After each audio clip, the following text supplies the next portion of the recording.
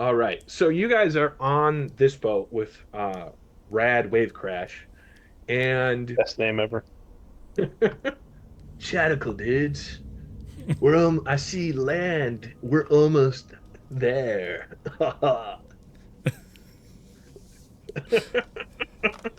Well, that's Amazing. good because I'm getting a bit sick sitting on this boat. I'm meant for land, not for sea.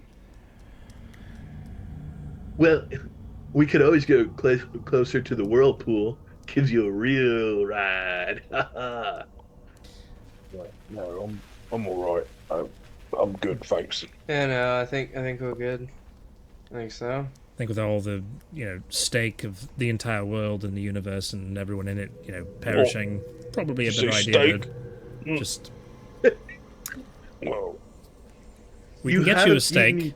I don't Yeah, you want a haven't eaten steak. your 3 steaks that I've cooked in the past couple No, days. no. What about your eggs? You got to Mm, get your protein, bruh, and your creatine. I think he's thinking less of the fish steak variety and more of the beef steak I, variety. I don't want. Can we talk? Can we talk about something other than food? I don't like this. So this is the kind of steak that you drive into a vampire. No.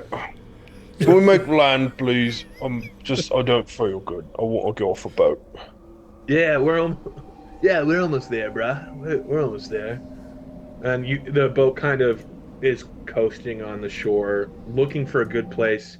Um, in your journey, you've noticed that there's no like paddle boats to get like small boats to get to land. So he's trying to find a way to um, get you closer to land without sinking the ship. He's like, bruhs, I've never been here before. It's like radical. It's amazing we made it at all. Yeah. You guys fought that weird thing that showed up. It's so radical, I totally even forgot about it. That was quite the story, though, Rad. I do Yeah. appreciate the your eloquence in reading. Thanks, bruh. If I hadn't been sick over the ship so much, I would have enjoyed a story, but this is terrible. I don't like sea travel. Lumio, I never want to do this again. Well, we do have to come back, TJ. Oh, oh Lord. Oh, Maybe we can figure out a way to fly or teleport. mercy. Theta, Well, mercy. like every now and then I see like a ship in the air when I'm traveling these waters. So maybe you could fly. Hmm. It looks just like a ship, but it's got a giant balloon. I lean over to Kane. This guy's lucky he's good at sailing, because if he wasn't, I'm not sure what else he'd be doing. I don't think he thinks. Storytelling, maybe? That was pretty good. I mean, maybe. Yeah. Sorry, And Rad. you see him like throwing a ping pong ball into just a bucket. He's like, I wonder if there's something I could do with this practiced hobby I have.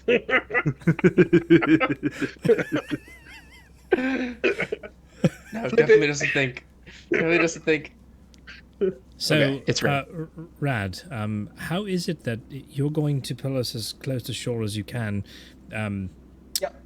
what exactly? How are we getting to shore? Are That's a we? great question. I'm just trying to find a potential drop-off location. You might have to do some swimming. It's probably pretty cold though. That's not much going to bother me, but I'm not quite sure about everyone else. How does everyone else feel Wait, about a short swim? can you rust? I don't think so. I guess we're just gonna say, I assume this Have, is salt have you water. ever been in the rain before? And has that been an issue? Not Yeah, as but far as I can tell. there's a difference between rain and salt water. True. Yeah. Well, if he's made like me, bruh, he will be fine. I haven't rusted and I've been at sea for some time. Yeah, but you're a boat. But I'm also a metal man attached to a boat. All right. Right. Or how far away Do your is it? thing. I want to like look Um, out and see if I can see Yeah, anything out give there. me a perception check.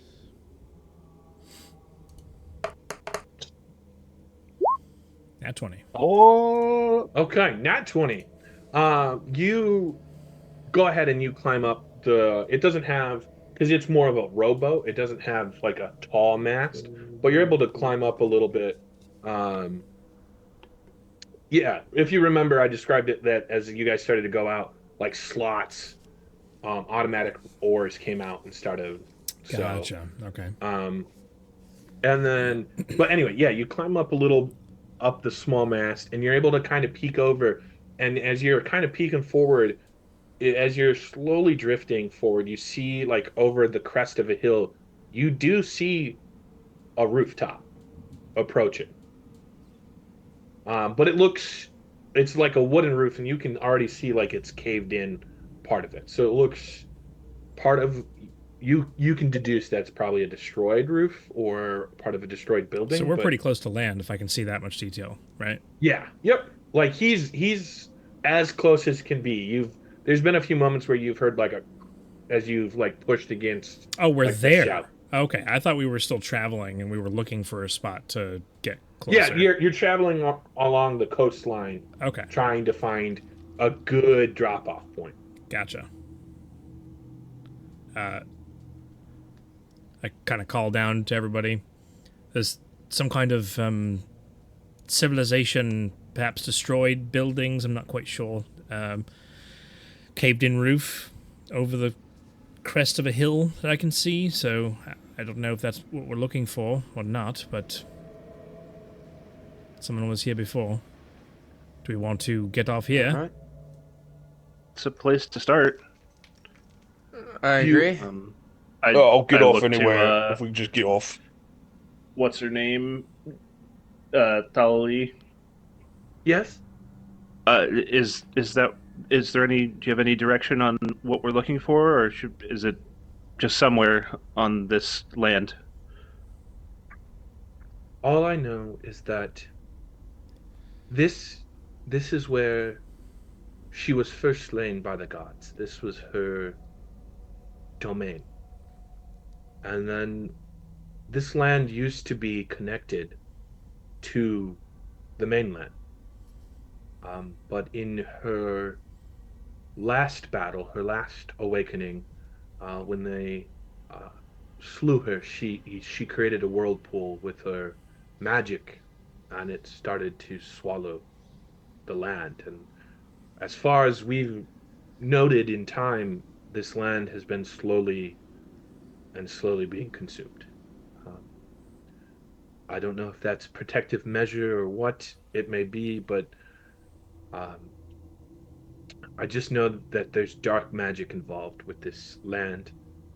I don't I don't know exactly where the crystal will be, um, but I do know that maybe I'm sorry. I believe that the dagger will assist us in directing or something like that. There might be some exploring to do as adventurers. Well, if we don't have a concrete direction, any landmark is a starting point. Did we get a long rest?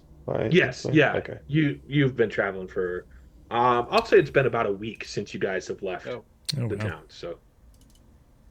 town. And down below on the lower decks there's surprisingly you found like a small weapons forge because of the technology that exists. Like they're able to have like a forge on this boat without it like catching the boat on fire. So you're able to like reload any ammunition that you needed, or if there's something in particular you wanted to do in that 7 weeks, within reason, we can talk it out and say that you did it. 7 weeks is a long time. Yeah, 7 days. Nearly 2 months at sea. No wonder why TJ wants to get off so bad. Yeah, I'm tired of being on this boat. I'm dying, literally. It's terrible. How far from land approximately are we? I would say you're about 1,000 feet from like Oh. where you can see. You don't know where you're hitting like shore because of how deep the boat is, but you don't know like where it starts to level up where you could be walking and be above water, from what you could tell. Gotcha. And Rad goes, if you saw a building, I could totally like bring us around closer to that building. Sure. I mean, that's the less we have to swim, the better. Not having to worry Yeah, about bro. sharks and all that. Yeah. Actually, everyone give me a history check. Yeah, I mean, Lockheed's basically just a flotation device at this point, and even then, I'm not sure he floats. His things would need to come out, and I'm not really sure what if they actually would. I don't think we mind when Lockheed's things come out. Yanrick and Kane, you recall that you haven't seen seagulls in probably 2 or 3 days. You haven't seen sign of life in 2 or 3 days. Oh. Yeah. I'm guessing that's because of the mother's influence. Yeah. Or just whatever is here isn't friendly to smaller creatures. Even then, Either seagulls way. should be able to get away easily and still stay around. Unless whatever is here can fly. No, I'm just kidding. Just that you hear a flap. A flying Tarrasque. Oh gosh. No, it's actually a T-Rex jumping off the cliff edge at you. With a diving board. Yep. Oh my. As the boat kind of comes around the crust and you are able to peer in, you see a small harbor town, and with a small deck sticking out from the land. All the buildings look wooden and decrepit and not well kept. Without much of a perception check, with your passive perceptions, you can pick up like this town is long abandoned. Like this isn't like something like, oh hey, like you just stumbled upon. This is destroyed from time ago. And he goes, Rad goes, all right, I can like totally bring you up to that deck there, so you guys can like get off. Well, that's Sure. Yeah. I'm glad we waited That's a and good didn't just idea. jump off into the water. That's for sure. Though, one thing, should he stick around or maybe leave just so he's safer? Well, Well, I'll wait 2 days to see if I get any passengers who want to go back, but then I gotta go back. That's the rules, man. That's the rules, man. And then will you come back here after you've gone back, or you go to just your next destination? Wherever the travelers pay, my brah. Okay. so you're saying if we paid you, you'd stay longer? Yeah, that's company policy. I look over at TJ. Oh, all right. Yeah. I mean, how much are we talking here? Well, it's a pretty big upcharge because, we kind of lose business if I'm not ferrying people around. So for 3 weeks, it's 5 gold. That's pretty expensive. Most people can't afford that. Right. Okay. And then I sheepishly reach into my coin purse and easily pull out 5 gold and hand to him. Ooh, high class, you guys. Ooh, I didn't know I was passaging royalty. Bruh. Well, that's actually exactly what you're It's passaging. not. I'm not royal or I'm noble, but it's not important, and it's not. It doesn't matter. All right, please stick around for a while. We'll be back as soon as we can. Well, man, if you would have told me, I would have gotten my friends to giving you the royalty package, man. Comes with a song and dance, but I'll tell Clocksworth that you're not in for it. Just for fun, how expensive is the royalty package? Well, it's pretty expensive, but it's 5 gold as well. Perhaps on the way I back don't know then. how I can afford that. And you see a robotic candle. Oh, is it that turn to sink? No, no, my friend, no. Oh my gosh. No one caught it with Clocksworth, so I had to hint at it a little bit more. Well, it's Cogsworth. It's not Oh, Clocksworth. Cogsworth. Oh, that's right. That's why. I forgot. Get your Disney things right, okay, Chris? All right. I'm not a Disney. Why does he get the Dude, references? this is the Gotta be same right. guy. This same guy just earlier was like, "Nah, I really have no interest in seeing Wicked. Get your Disney stuff right, Christopher." Uh-huh. It's a different kind of Disney. All right, so he parks the boat on the dock, so that way you're able to board on the land. Crikey, there's a golden axe. Yeah, I had to make sure I dragged it over. A spiritual weapon. Oh, this town looks sad. Yeah, bro. This whole place kind of looks sad. Did you build this, Chris? No. Oh, okay. So this looks really good. Yeah, it's from BlueSwordGames.com. Yeah. Yep. Yeah, right down there in that corner. You know, it's not quite as good as the Free ones that battle I make, but, you know. Hey, that's I'm just- like I said. Not to toot my own horn, but I don't usually do battle maps, so I. No, it looks great. I love the ambience. He goes, "All right, bros, I'll be here, chilling, but I am going to shut down for a little bit.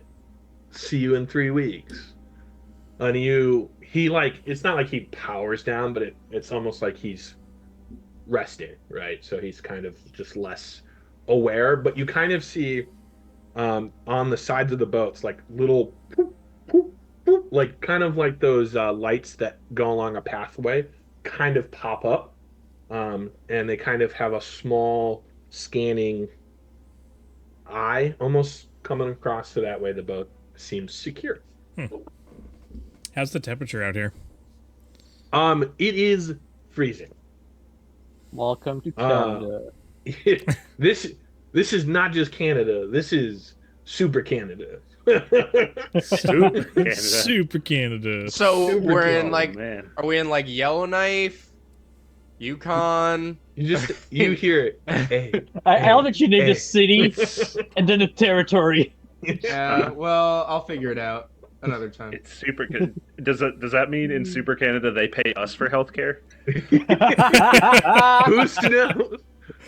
The world yet to be And the discovered. president does a white face. Oh, man. That's the president, prime minister.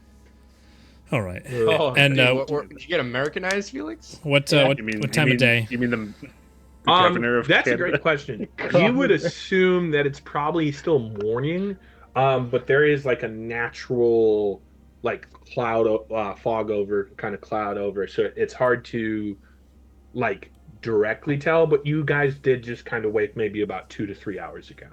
Gotcha. So Is there snow? you know it's not so much in the town, but you do see like snow on the hills behind the town. Well, gents, someone was kind enough to clear off all the roads and the dock and the buildings of snow, so either there's a lot of warmth here, or the snow simply doesn't fall on the town. Somehow. Too close to the water, and it's warmer Should by the still water. should still have Well, salt from the sea spray might nope, not even keep that. it melted.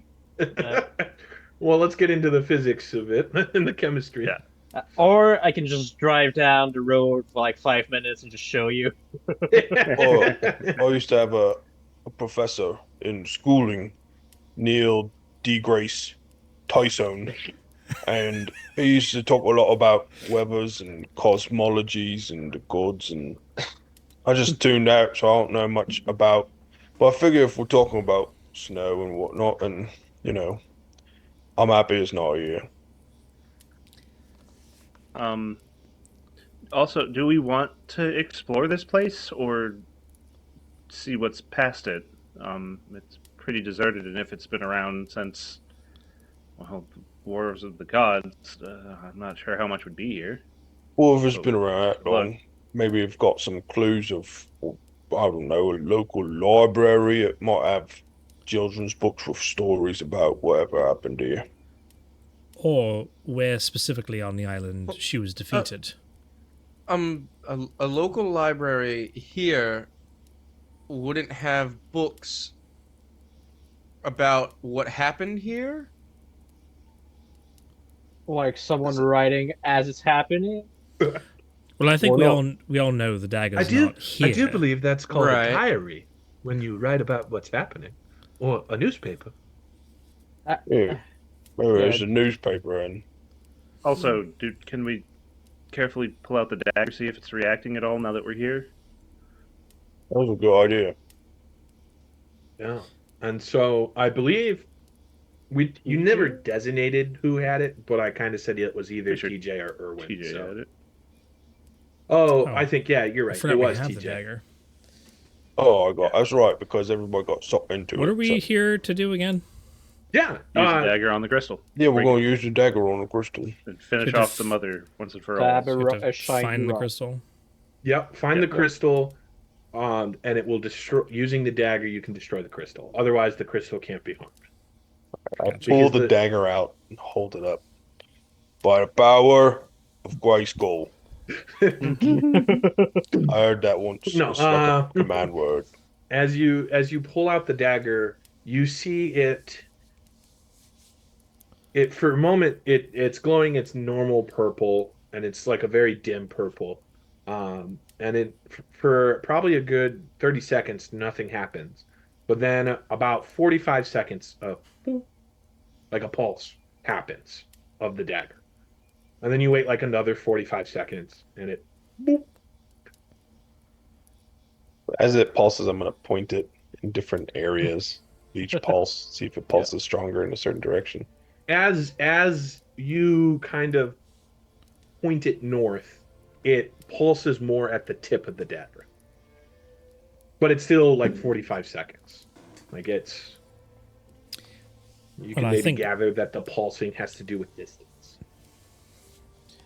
I thought we've got to go further into town. That would be my educated guess.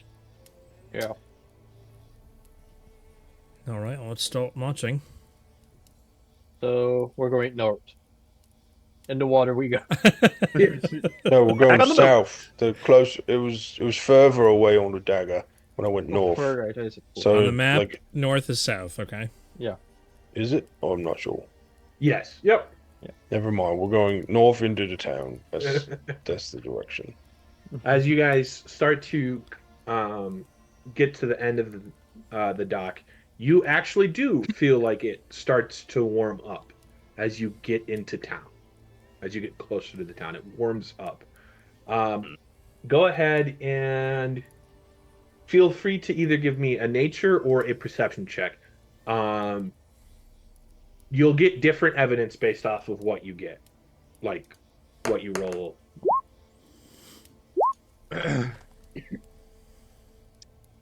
I don't think I've ever rolled nature on any character I've ever had, so I wanted to roll nature. Fair enough. Luckily, nature is probably the best one. Ooh, Erwin. Irwin. Nice. All right. So the perception, we'll do the perception first. So perception, you guys are you kind of take in the town, and you see like a hanging sign that says like bait and tackle shop, and then you see one more sign. It's called the Broken Pig Inn, and it's got like a pig like symbol on this the inn's like sign. You kind of take it in, and you with the perception you don't see like scars of like a battle. There's no bodies. There's no like loose armor or like chips into the wood that would show maybe like a sword kind of slashed it or whatnot. This town looks abandoned as if maybe people left, right? Not chased out or killed out. Well, I guess I shouldn't say chased out. You don't know why they left, but it doesn't look like a tragedy necessarily happened here.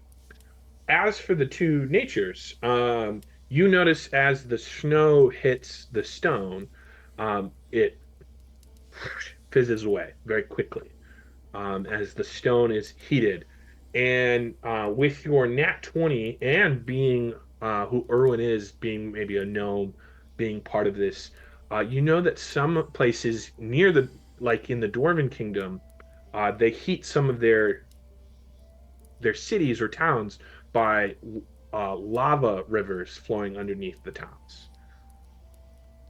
And so you're able to deduce that there is maybe perhaps like a small lava pool of some sort or some sort of lava mechanism still running below to keep the city warm. So it's not just radiation and we're all going to get cancer in No, a few months. Dude, going into Fallout, I'm getting ghouled right now. Yeah. You just hear as your rads are going off Yeah. the limit. The Geiger counter's insane. Okay.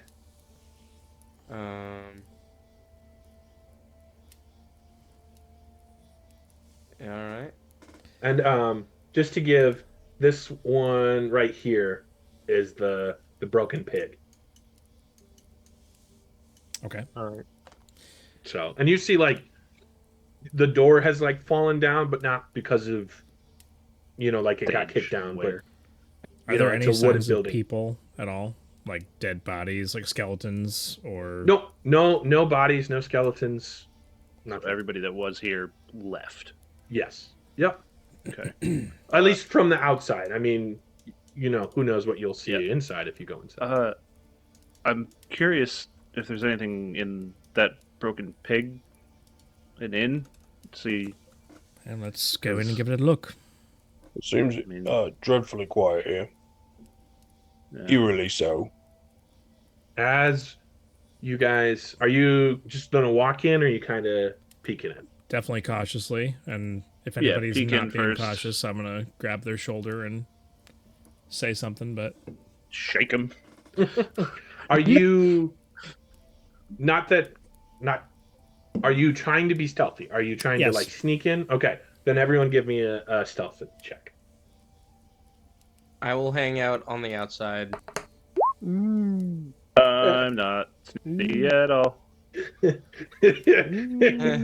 Neither at this is rate, I'll just come in. Yeah. Kane. No, I'll hang out Yeah. on the outside still. So, all right, who is peeking in the doorway? me, Okay. Illumio, you kind of peek, and Yanrick, being more of a novice kind of adventure, you're kind of curious, and you start to lean on Illumio. You both go, there's a door. Kane, who was like trying to avoid falling with you guys, kind of stumbles, and his foot just goes through the bearing of the floor, and a board comes up, and Kane, you take 2 Oh, man. bludgeoning damage. 2 bludgeoning damage. Wow, look the 3 Stooges And- over here. Erwin, you Yeah. just watched this whole thing, and TJ, you kind of somehow you're okay. I'd like to hang out in the back with stealth. I'm not a Yeah. sneaky person. You, but you don't hear anything react with all that noise. Nothing. There's no movement. Oh. There's no not even a scurry of a mouse. Yeah, and as I get Wayne knocked has a over and hit the ground, I definitely my initial reaction is to like not berate Yanrick, but just be like, and then I just like shut up and I just look around. Yeah. Quietly. So, yeah, looking into this tavern part of this inn, where this is where you see on the far side of you, you see like a bar layout, where you do see bottles still behind one of the shelves has kind of broken off, and some of the bottles have spilled over. And you see bar stools, some of them broken, and this is old wood, so they're in a way decomposing or have moss on them, or kind of wear and tear. But you don't see anything, like none of the stools or anything are like turned over because of like people rushing out. Um, all of the tables, if they're still standing, look fine, and if they're broken, they look like naturally, like just from time. To your right, there are stairs that lead up, and then, of course, behind the bar, you do see a doorway leading back to the potential kitchen of some sort. But Alumio, Yanrick, since you two are in the doorways, give me a perception check to see if you notice anything more. 15 for me. 19. Okay, so with a 15, Yanrick, you kind of look, and to the wall, you see a painting. And it stands out to you because this painting doesn't look old. Or it doesn't look as old. It looks, maybe 20, 30 years. Illumio, you notice on the bar, you notice a small notebook bound. I don't even say anything to anyone. I just get up, dust myself off, and go immediately over to the bar to pick up the notebook. As he does, I'll lean back out the door. Hey, guys, you might want to come see this. There's Illumio noticed something. I also caught something. There's some interesting things in here, and we didn't see anything else.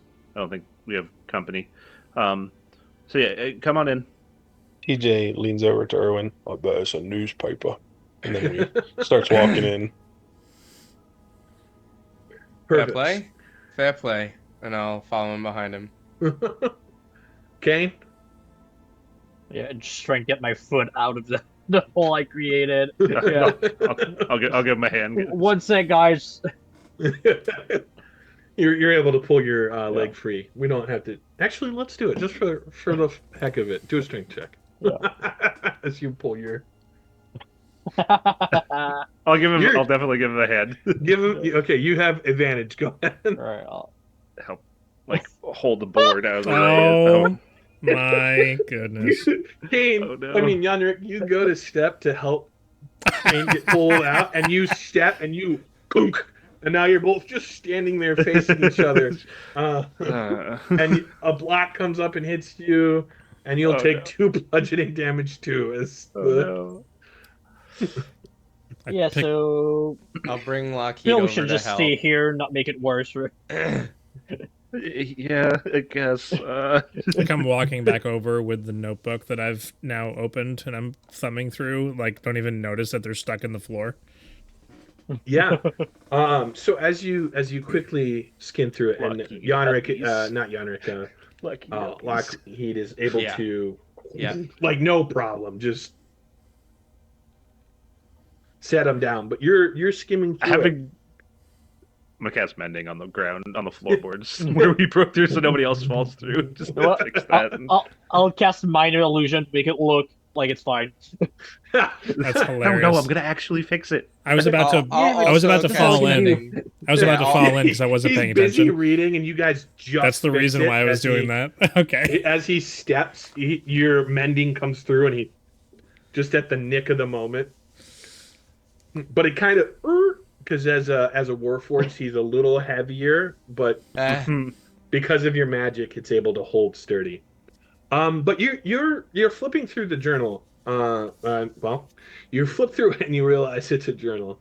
The first early pages talk about they're kind of just like so boring stuff, kind of like, oh, the weather today was terrible, and uh, kind of some more just like everyday, without giving like names or anything. Like it's almost like the journal first was being used by someone who didn't really know like what to journal, right? So maybe some scribbles, whatnot. And then as you get farther in, it starts getting the pages are more full. It's not like scattered, like they're actual. And it's scouting report day 50. We ran into more of her army. This this is becoming difficult. It's hard to see my friends die and turn against me. I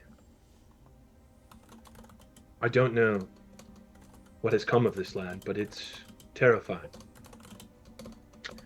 You flip farther, and it's scouting report 87, and he's like, we lost more of our caravan today. Luckily, the Frozen Spire has finally put up its shield, and we have a safe haven. Here we can hold out. Only the Empress knows why we are here. And you flip, and on the last page, it says, to whoever finds this journal, find Bargera's path. Here, you'll find your way to the Frozen Spire. May Breva guide you in the journey of life and in the journey of death. The last words. And then that's kind of all it says. It doesn't give a name. May Breva guide you on your what? Journey through life and death. What was it called again? Find Balgara's path? Brega's path. Brega. Oh, you said you said Bargara's. Okay. Yeah. Bregas. Find Brega's path. And then with knowing that, you see on the painting is a crude from the town, a crude map leading to what looks to be like a tower, and it's a crude map. I'll go over to it, take out a knife, and cut out. Oh, or is it just like in a frame, or is it just like pinned to the wall? It's like pinned to the wall, so it's not in a frame. Yeah. It's kind of like it's been, like nailed. Right. Kinda like a and poster. it had said find Braga's path that will lead us to the spire. Yes. Sorry, I was Yep. typing. Yep. Okay, cool. Yeah, so I'll go take that map, and yeah. So we have somewhere to go. Only the Empress knows why we're here. We should find the Empress and ask her why they was here. Only the Empress knows why we're here. I feel like that. What Empress? Some Empress of some long lost civilization. Can I do a history check? Certainly. Give me a history check. I don't think my history is very good. Let me see. I can't find my. Can I go over to who would know about history? Maybe TJ? Maybe Yanrick. Oh, me. No. Okay. Does anyone be here? me. I will anybody- cast guidance on him though. Does anyone here know a lot about history? Yeah. I'm going to help you to think about what all this might mean by providing moral support and looking at you deeply into your eyes and just providing you with a little bit of, as I am, a bardic inspiration, as it were. All right.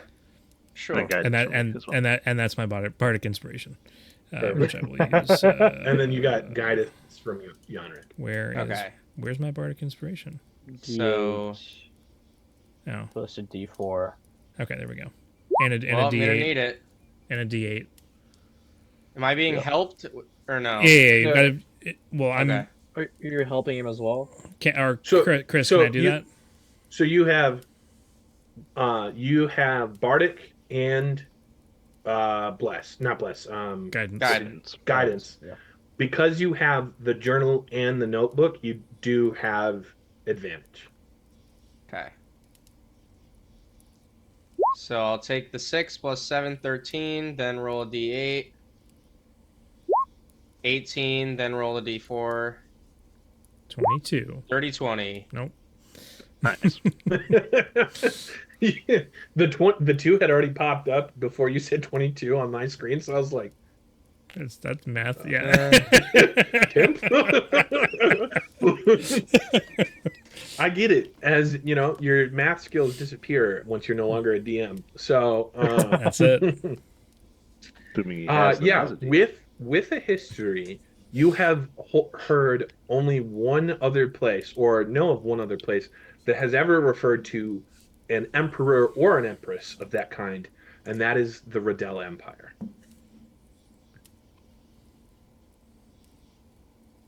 But I mean, this doesn't look like, how old does this book look, like, relative? This looks about, if the painting looks about 50 years, this looks maybe about 60. Okay, so it's not that old in the grand scheme of things. Correct. Yeah. Compared Alright. to everything around you, you can't really date like how old these buildings are, but maybe if you have a carbon dating kit, you could maybe do some work there. But you Yeah, can just carried out my kind of belt tell by, like, you've studied old text, and you're a studied individual. You're an inventor, so you can kind of estimate how old maybe paper or journals are. Sure. Alright. I'm assuming you convey that to us, maybe? Yeah, I'll convey that, yeah. Well, I'm looking for my map. Where's my map? the Riddell Empire is the closest to this place. Maybe they've sent scouting groups out here, but I don't know. Maybe they've been trying to settle these lands or something. But the journal speaks of her armies growing by the day and them having to... And obviously it was a scouting party, as it said, scouting day, whatever it was. Right. So there was scouting, and they encountered her armies. And if it was only a few decades ago... Do we know when it was that the mother was sealed? Or... So whatever? you don't really have a date from the Battle of the Gods, but you do have that the last Army of Darkness and the Legends Heroes happened about 220-ish years ago. The final battle was recorded. There is no true recordance of when did she show up again. Just more so like the final year of battle.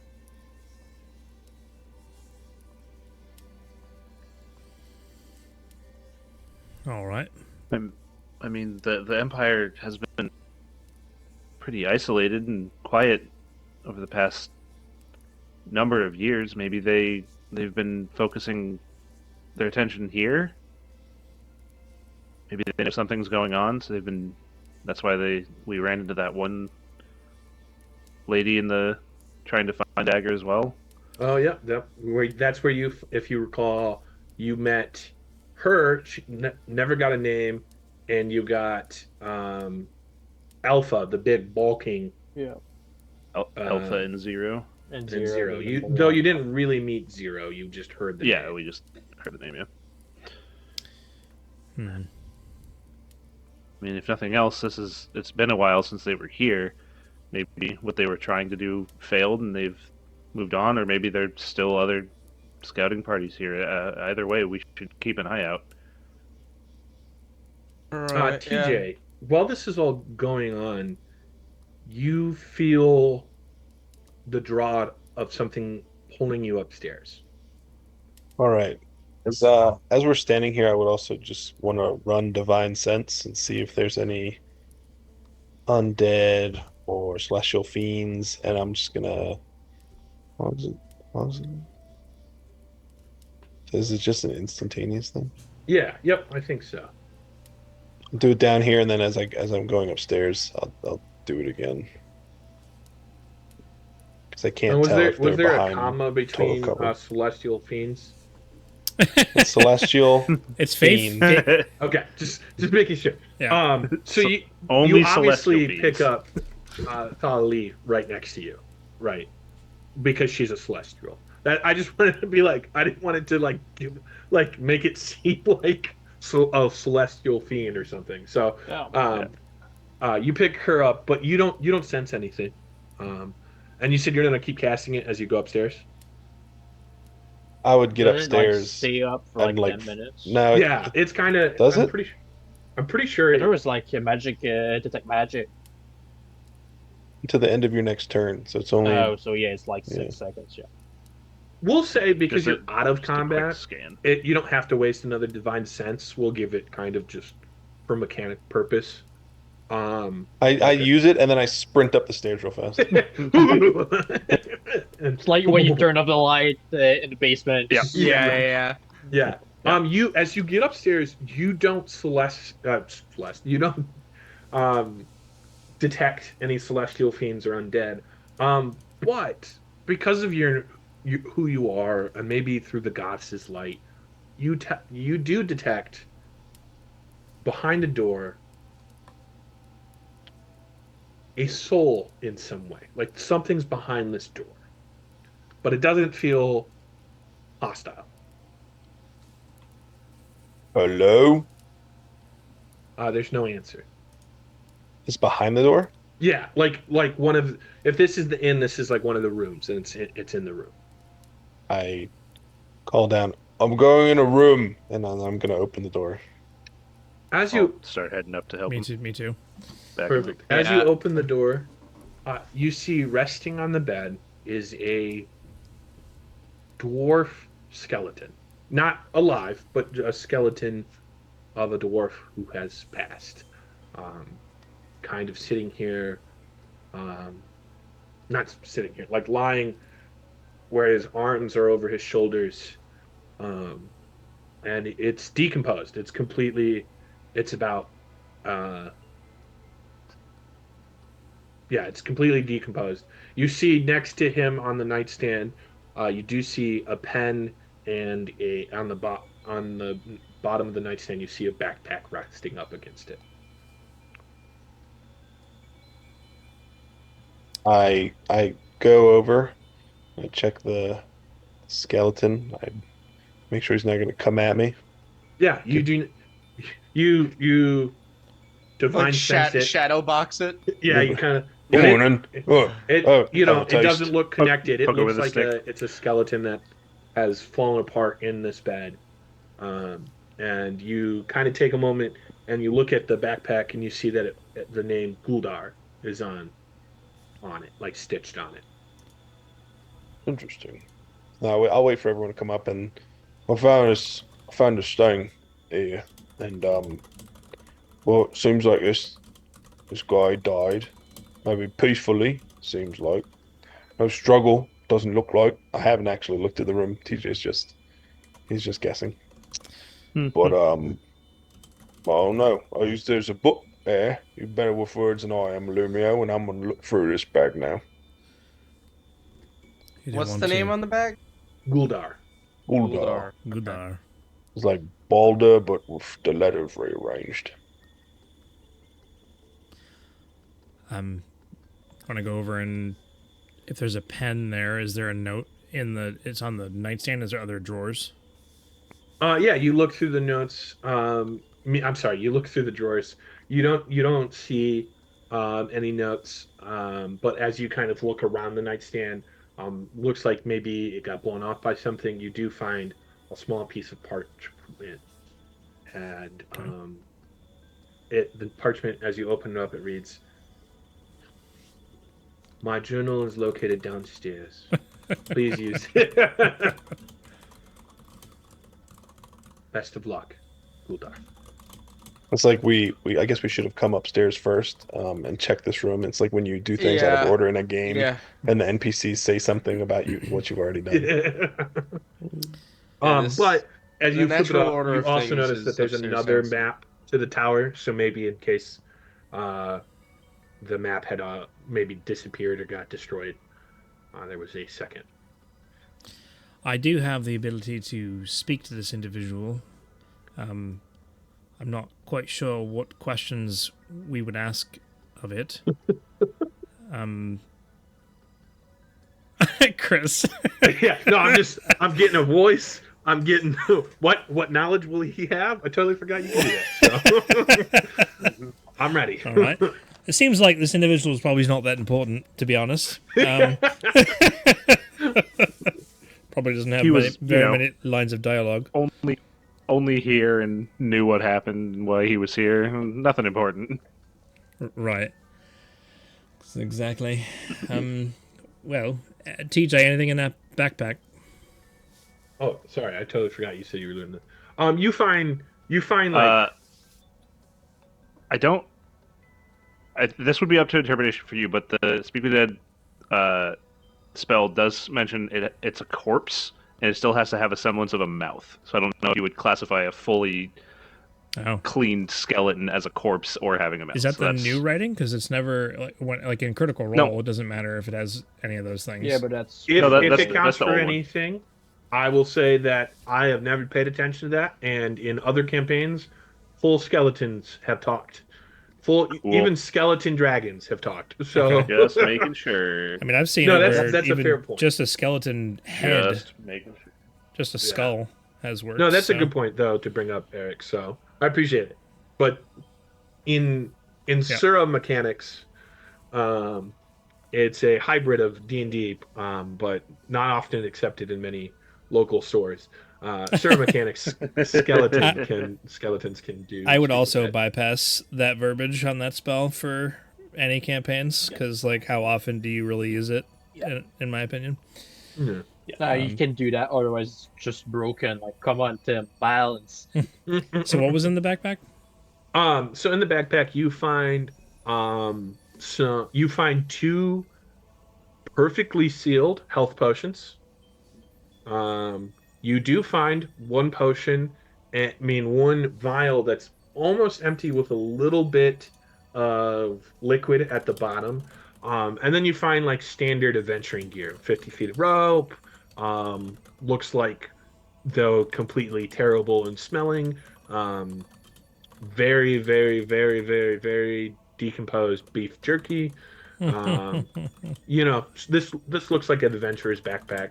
You see like a dagger in there as well. That's kind of rusted. I mean, it's not that much. It's just some odds and ends and, stuff. All right, we'll take those health potions. The remnants of that the little bit of liquid at the bottom of that vial. Do we want to try and see if there's some kind of use with that, or does anyone have any? What's it smell like? I'm just gonna sniff it. I think Owen. Give me a Constitution save. Constitution saving throw. Thank you, Eric. Oh no, I was joking. I couldn't think of something, so you gave me something. It doesn't affect you, but you recognize this as like an intense poison. It smells like death. And you take a moment and you kind of deduce that maybe he drank the poison. Oh, if I was a better man, I bet he drank this poison, and that was what killed him. And I have to sneeze now. It's in my nostrils. I don't like that. It's weird. So, TJ, Kane, Yonrik, Owen, who I know is sleeping in the corner over there. Do you, any of you, have any idea what questions I should ask this individual? I'm thinking, where is the crystal?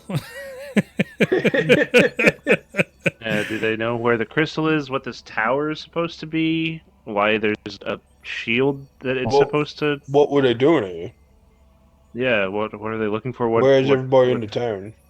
What forces did they say they ran into?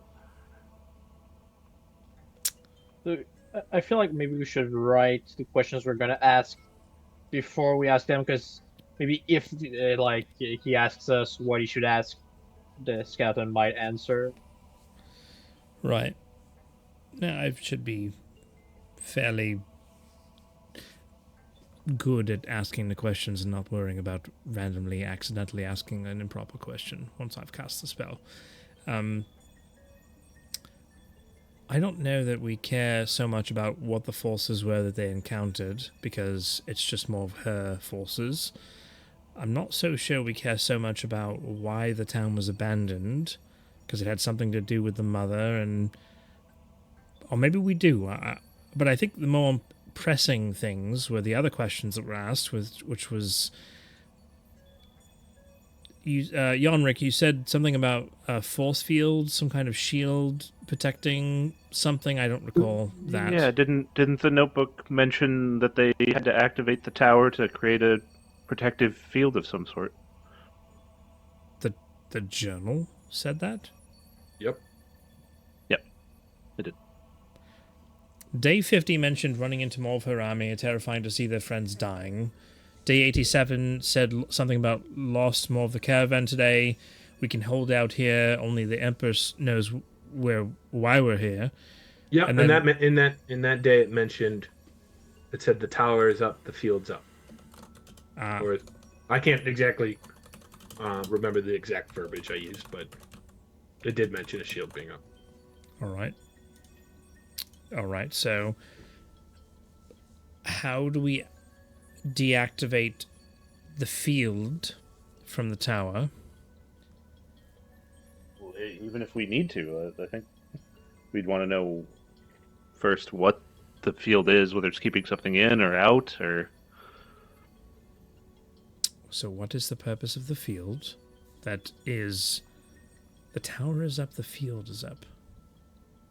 What is the purpose of the force field? Okay.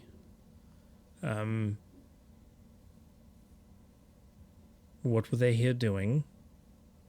What were they doing here? Right? Yeah. yeah. I'll ask, What How- happened here? do you really care about what happened in this town?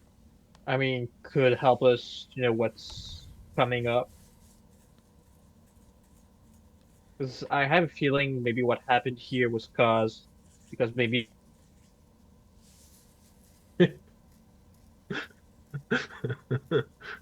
Oh no. What Well, it's a timing? long pause. He's really pausing for He's dramatic back. effect. Yeah. Oh, there we go. Pausing for the most dramatic effect. yeah, I don't know where it cut off. Yeah, You pretty much at the start. at So the start. Yeah, oh yeah. Yeah, I was just saying maybe like the reason town's empty, it's because maybe the force field was stopped, like I don't know, magical wave or something of the kind killed everyone.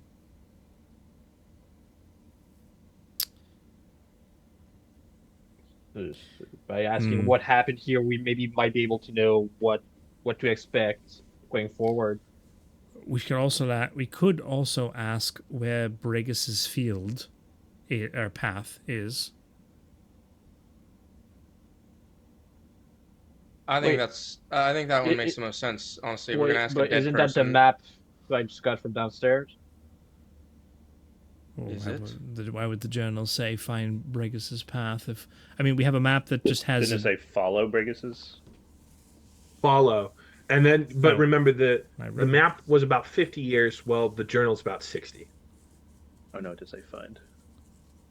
Yeah, I wrote find. I was Okay. writing as Chris was talking. So, Chris, can I look at the map and can I looking at the map? Can I discern Felix like said no. is it a drawn map? It's drawn. Yeah, it's Okay. crude. It's Right. a crude map. Okay. Are there any like eraser marks? Anything that might have been tried to like people are trying to make it disappear or forget it? Oh yeah. Give me a perception check. Sure. Or yeah, perception would be right. That's over half. From a very basic skim, you know, there looks like there's a moment where like the person who was drawing it like went off a little bad and it like kind of erased it, but not anything where it's like it looks like it's been redrawn like crudely. I mean, redrawn like to cover up something.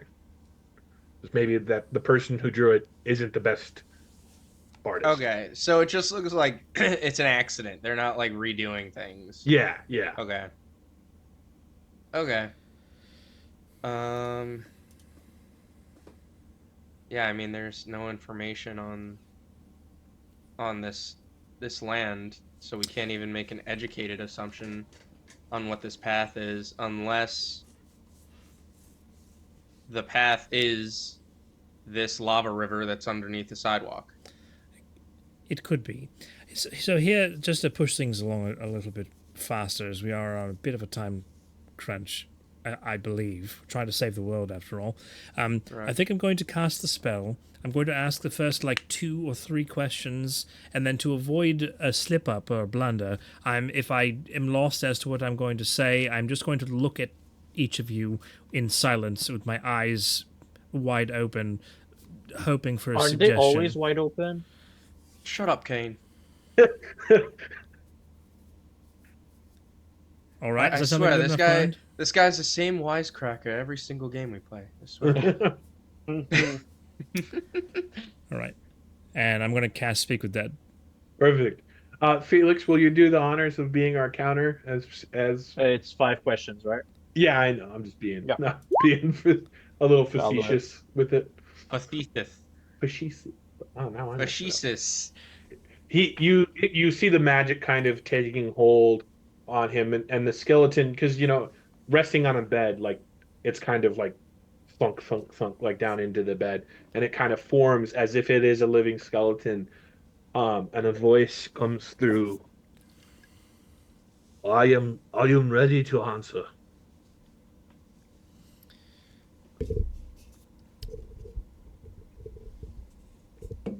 What is the purpose of the force field? And what is purpose? And I was gonna be like, oh well, Oh. 42. to make butter. If I Purpose of- think, therefore I am. Yeah, to be Yes. or not to be. He grabs his own skull. So, I'm sorry, Tim. What was the question again? What is the purpose of the force field? It is to protect against the mother's magic. If you die in the force field, you won't be risen again.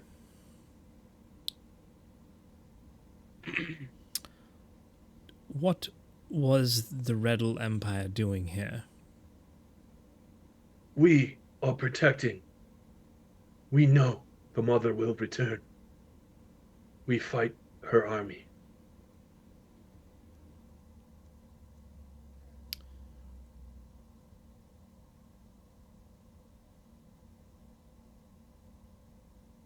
How do we find Brega's path? Continue outside the town, north. Half a day through a canyon starts the path. Clear as day. What kind of army have we got? What was your question, Alex? I can't ask him, right? Can only be Tim? It's only. Right, but I also didn't understand what you said. Oh.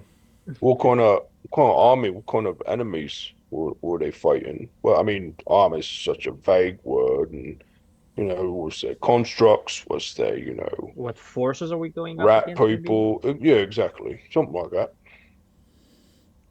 What kind of forces would be? Or like how coming many through? of them? Like yeah, like what's the number of ghoulies and baddies and all that? Wait, we know it's a siege next game, so what do their fortifications look like? out of game, I can, Chris, just my thought was that I can speak, and as long as I'm not asking a question, it won't ruin the questions portion of Yeah. this spell, right? Yeah.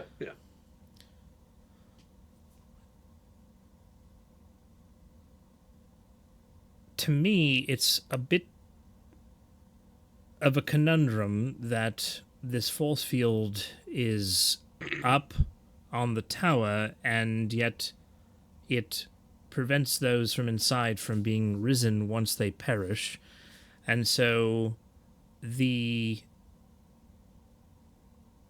interesting thing is that it is up at all. And it being an important thing to be up, I think it should be taken down. I looked to the rest of the group, and so I didn't phrase anything as a question. Yeah. Oh, I mean, but Okay, hold on. We can talk about things after. Yeah. You yeah, can go ahead. we'll have to discuss that. So I believe, as I'll reiterate, that it seems important to me that it be taken down. You have a dead person here who seems to be on the side of keeping it up, and we're asking them questions, hoping that they'll be truthful. You're saying this out loud while they can hear you. That was a good point. Perhaps you finish asking questions and then we talk afterwards, yeah? I thought it would be helpful to have the answer to the unspoken question, and so perhaps Yeah, I but was wrong. like if he understands you and he realizes that you don't want it or want to bring it down, and what if he lies about what it does and all that? And so, I mean, I get it. He's listening. He might change his answers based on that. I mean, he can lie, can't he? And I mean, I look at the skeleton, and I look back at the group. I apologize. I guess perhaps I was confused. My understanding was that although it's there to protect, to prevent the mother's magic, that it also prevents those inside who perish from being resurrected. And I apologize for my misunderstanding of that. Seems like a rather interesting thing overall, and so I've just am coming to terms with the knowledge of this. One quick thing. Very- The spell does say the corpse knows only what it knew in life. Pretty sure he couldn't gain new knowledge during death, like during the spell. Well, that's however Chris wants to Yeah. flavor it. But Yeah. But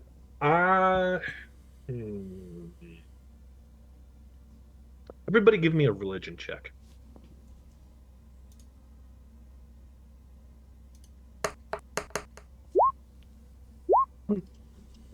Hey, that's 3/4.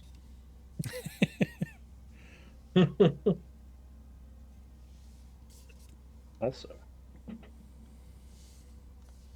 Okay. Okay. There's a moment while you're all arguing or conversating. There's a moment where, maybe some of you have seen this spell before of some sort, or something, but all of you have never felt this presence before, but all of a sudden, like the skeleton's eyes were maybe glowing like blue or some color of your magic, whatever color your magic wants to be. But it turns a holy yellow, like magic that you see normally when TJ or Yanrick has cast spells. And the skeleton sits more straight and turns, and you hear a different voice come through. What are you doing to one of my disciples? Oh, I think it's a different person now. You just speak with living. do I do I recognize the voice? No, not at all. Can you hear all of us, or is it just still Lumio? I can hear you, child Oh. of Theta. Oh, so you know me then? Who's your I mom as well? see her presence on you. Oh, you can see us. Oh, this is. I turn to the group like immediately, like interrupting any other thing that's happening, and I motion for everyone to like put my hands down like this, and I get down on my knees and like kind of bow to the skeleton. But I'm not going to do that. It's not Fader. Who are you? Does very quick? Does anyone else bow? I do. This is a matter of survival for me. I am totally bowing.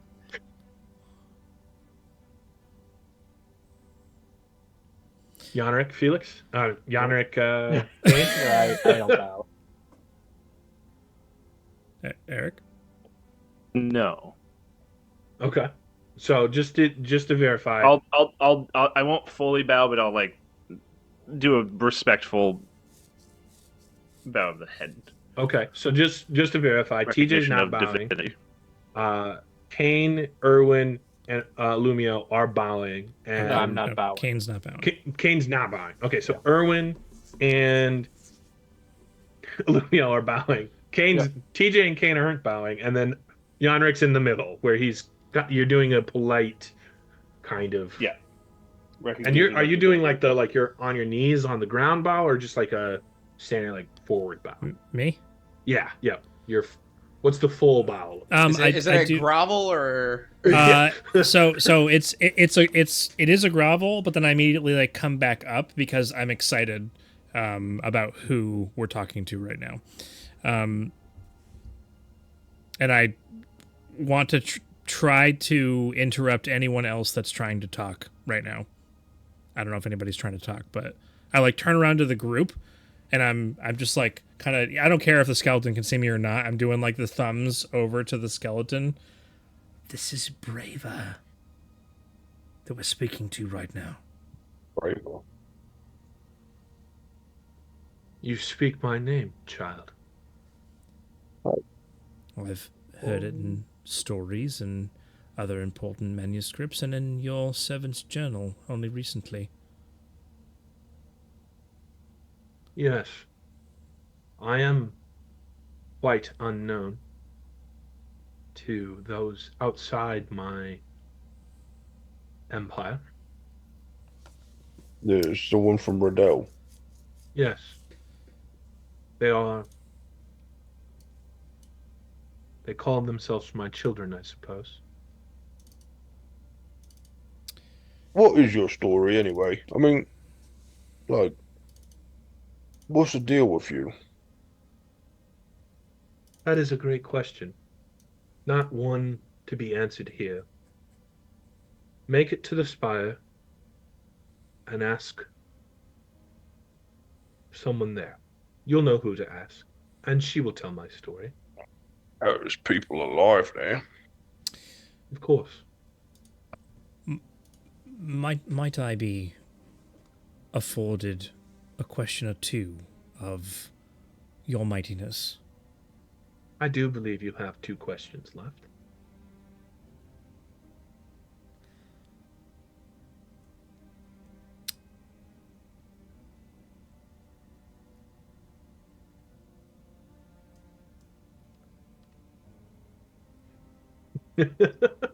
Wait, did that count as a question? No. No. Did that? No. Stop asking questions. What about that one? That one? When did these start counting as the questions? Yeah. They're about to.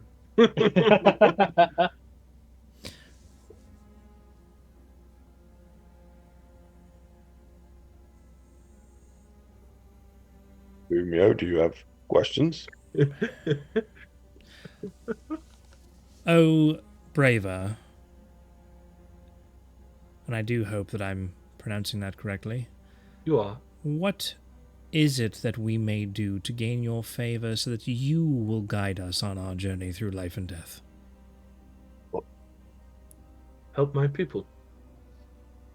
Simple as that. You will find them at the spire. They will help you. You will help them. They are paying their payment for our people's sins. Paying their payment. And then I turn to the group with wide eyes. If you don't recall, that means he doesn't have a question. Yeah. Oh no, Yeah. I could Alright. easily conjure up a question, but I don't want to waste our last question Yeah. and just have it be my Uh, decision what it is. So Okay, so far we know what the portal does. Uh, Perhaps a god would know where the crystal is. ooh. I was gonna say the crystal or no, never mind. My other question is inferred. Doesn't matter.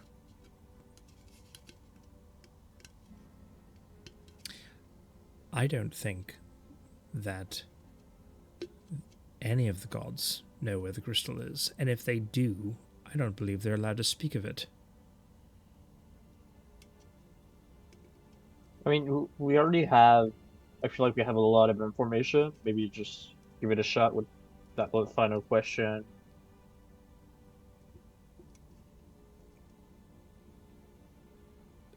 I will ask the question that was just proposed. Yes. Do you know? No. Where is the crystal? Good catch there. Good rewording. Yes, vanish it. No. The crystal is at the very tip of this forsaken plane. If you make it to the spire, they will have transportation to the crystal. Oh, nice. Now, those are your questions. I have two favors. First, please give my child here a proper burial. All of my children deserve peace in both life and in death. Do Second, you have? Oh, I was just gonna ask, do you have any like specific burial customs, or is it just putting him in the hole? for the sake of your safety, I would say it's probably best to do it quickly. You are being tracked right now. And she walks up and she pokes, and a light pulse kind of comes out you, off of you all. And she goes, I have given you 24 hours of peace. You will not be disturbed by the mother. You cannot be tracked by the mother. And you can see through her illusions. Be careful. I can see. And she kind of, with the poke, you see all of you start to have like a purple, like smoke coming off of you. She's already, in some ways, tampered or gathered your memories. She knows more about you than you think she does. So be very careful moving forward. You will meet one of my children on the path. You will meet Braga himself. You can trust him. He is protected. Best of luck. And you see the light disappears, and it's got the blue eyes again, and he goes, thank you for your questions. And just What a Thank nice you for your skeleton. questions. I know, it right? kind of Like, it makes the fall apart Lego sound. Quick question: does that mean that when he casted the spell first, there was also the Lego building sound? Yeah. So, and with that, I think that's actually a really good turn to take our break. All right, so we'll go ahead. We'll pick up right at the start of the body, the skeleton falls apart, and you're standing there. I should have on break grabbed the Lego sound, but oh well. And you're now just standing in this room with this skeleton. Well, I think we've been given quite a bit of information. Does anyone have a shovel? yeah, I mean, we can, of course, put him in rest. It's the right thing to do. When did you start, um, you know, adhering Pull to up my shovel. Bravo's rules and religion? Oh, I very much adhere to whatever it is you say we should follow, TJ. My way of thinking is more about self-preservation for our team. Now that we're part of a team, we've not been really part of a real team like this before, and so I saw an opportunity and I took it upon myself to try to better ourselves. I thought that perhaps a goddess could help us in our endeavors, perhaps give us a blessing to aid us in the future. Didn't seem that it quite turned out exactly the way that I was hoping for, but that Well, was... you might not have gotten those 2 questions if you didn't. So, I think it's worth something. It isn't at all, TJ, just to put your mind at rest, that I wish to follow anyone in particular. So, shovel? Yeah, I'll get to work on Shovel. this. Yonrik, spaceship. No. Spaceship. I'll work on gathering the Lego fallen apart bones and bringing them outside. Perfect. As you guys come downstairs, solidly chilling in the basement, not the basement, what? You guys all ran up there very quickly. What happened? Oh, we spoke to Braver, had a couple of questions for a dead skeleton, learned about a force field that people can't be resurrected within. Lots of important, interesting information. You've been quite helpful, Thalie, if I do say so Not myself. in that order, though. We're going to bury this follower of Braver, which does not tie us to her in any way, but she may help us. She has already helped us, actually. We have been protected from the mother for the next 24 hours and can see through her illusions, and I can't quite remember the other... She's unable to see us, I believe. Something along those lines. Yeah, because she said that the mother was able to spy on us. Oh, right. We were being tracked, as it were. Yeah. And we are no longer being tracked, I believe, for the next 24 hours. So then we should hurry. There are probably forces we're going to have to encounter, but if we do die within this force field, and we didn't learn how to turn off the force field, that would have been one of my questions, but it didn't quite work out that way. So we're going to bury this skeleton and make our way north. Oh, very well. So, if it counts for anything, the goddess Theta does not care if you do not follow her. Mercies to be given to all, regardless of their following.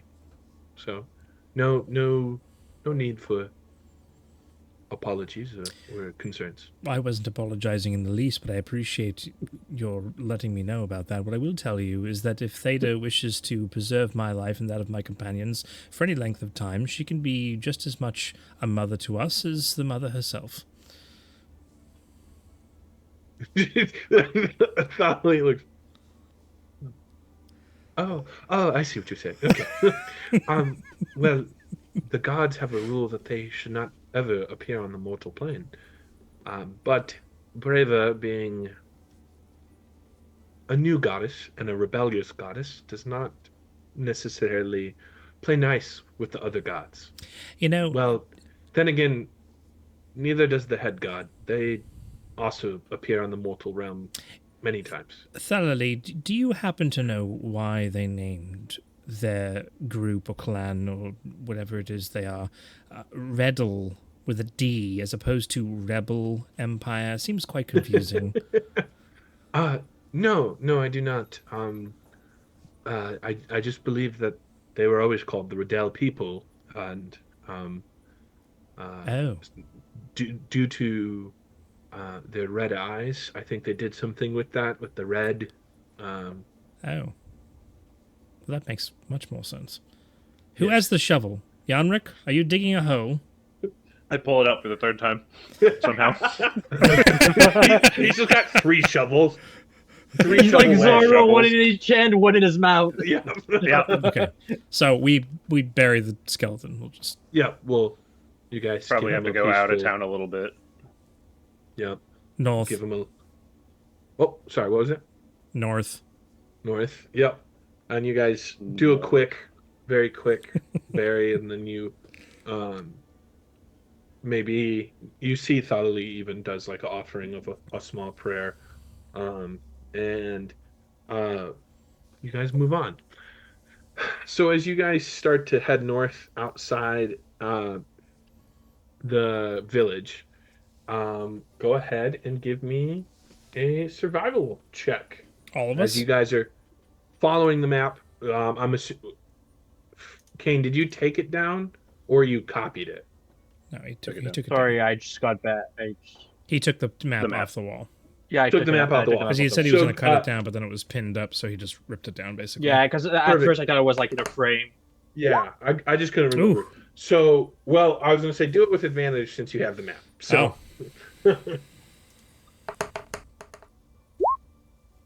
perfect. Much better. So with the map and the guidance of Reva, you guys find where this like canyon. I don't know why I'm struggling with that today, but that's my word of the day. Speech impediments are fun. Yay. You guys are able to walk down, and you're kind of it's almost it's a very narrow pathway, but like you're not worried about like falling off. It's just that the rock formation is kind of narrow as you guys are walking through, and you travel for a couple hours through this narrow pathway. You're able to be like 2 by 2 if you choose. So it's not like squat, but you don't have much wiggle room. So like a valley off to the side or something? Or like we're traveling on a cliffside? Is that what you said? No, like you're down in the canyon. We're in the canyon. In a canyon. In a canyon. It's Yeah, a- launched out of the Circular canyon. So the canyon is a meeting of two mountains, and it's that. Wow, that's crazy. Okay, I gotcha. Yeah, I think. Challenging my geography of rock formation stuff. I don't know, man. No, not at all. No. Don't read into it. I'm just trying to wrap my head around. what No, we're you're looking good. You guys you come out. It's almost you come out of the pathway, and it equals out to a very flat, barren land. And in the far distance, you see. It looks very small, but you see a very tall building, a tower of sorts, at. Aspire, you might say. you might say. We should go slay that. But as you guys continue, as you guys kind of clock that, you kind of start to head a little bit more forward, and then you realize that the land isn't as flat, and there's a deep drop off. And as you kind of approach that, you hear chink, chink, and you hear the clashing of swords or weapons from below. As we Siege battle. get any amount closer to the spire, I want to pay attention to nothing else, and I will. I'll just end my sentence there. I'm gonna communicate to my party that I am basically exclusively looking out for any signs of this force field, because I want to be aware when we enter it. If for some reason it's translucent or difficult to spot, maybe I'm just off on that, but I would want to be hyper aware of that if I can be. Yeah. No. So, anyways, does it sound like the sounds are coming from within this drop-off canyon, whatever Yeah. thing? Yep. Okay. As we're walking, I will pull Illumio to the side. Or we'll just kind of walk up to him. Hey,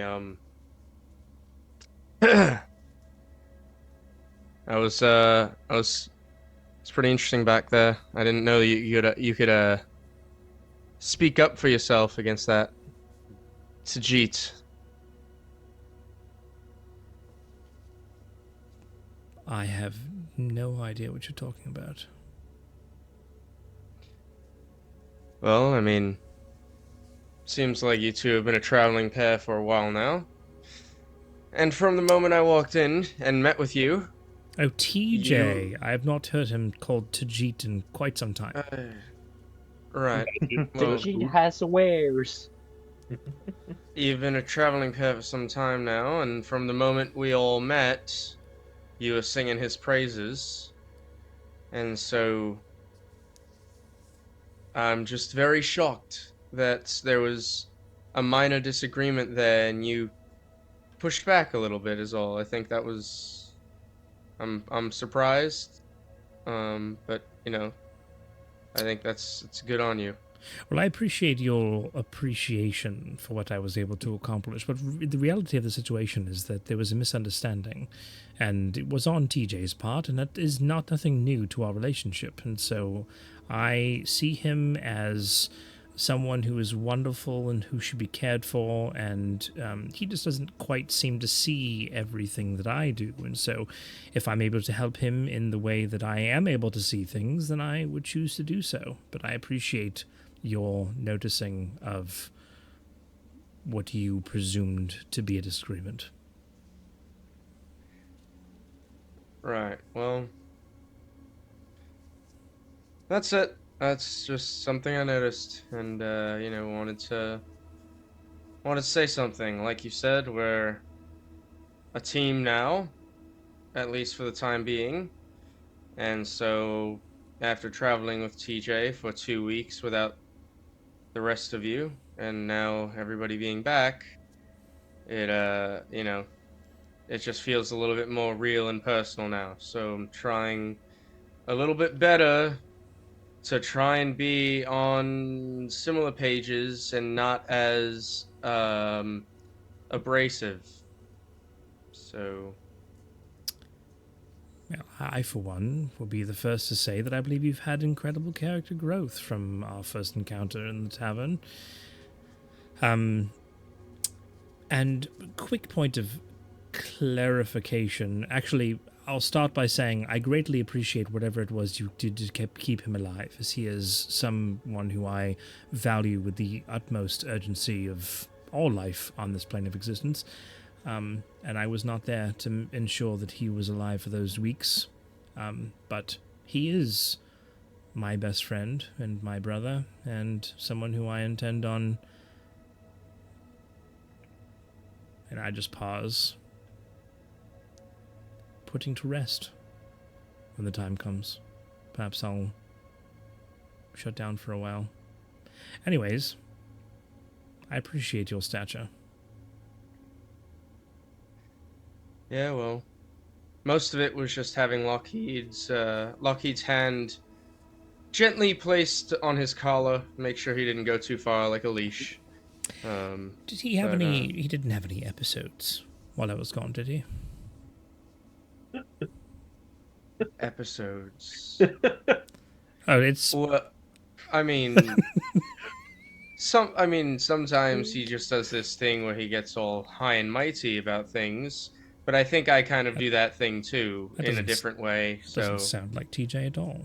Erwin, give me a history check.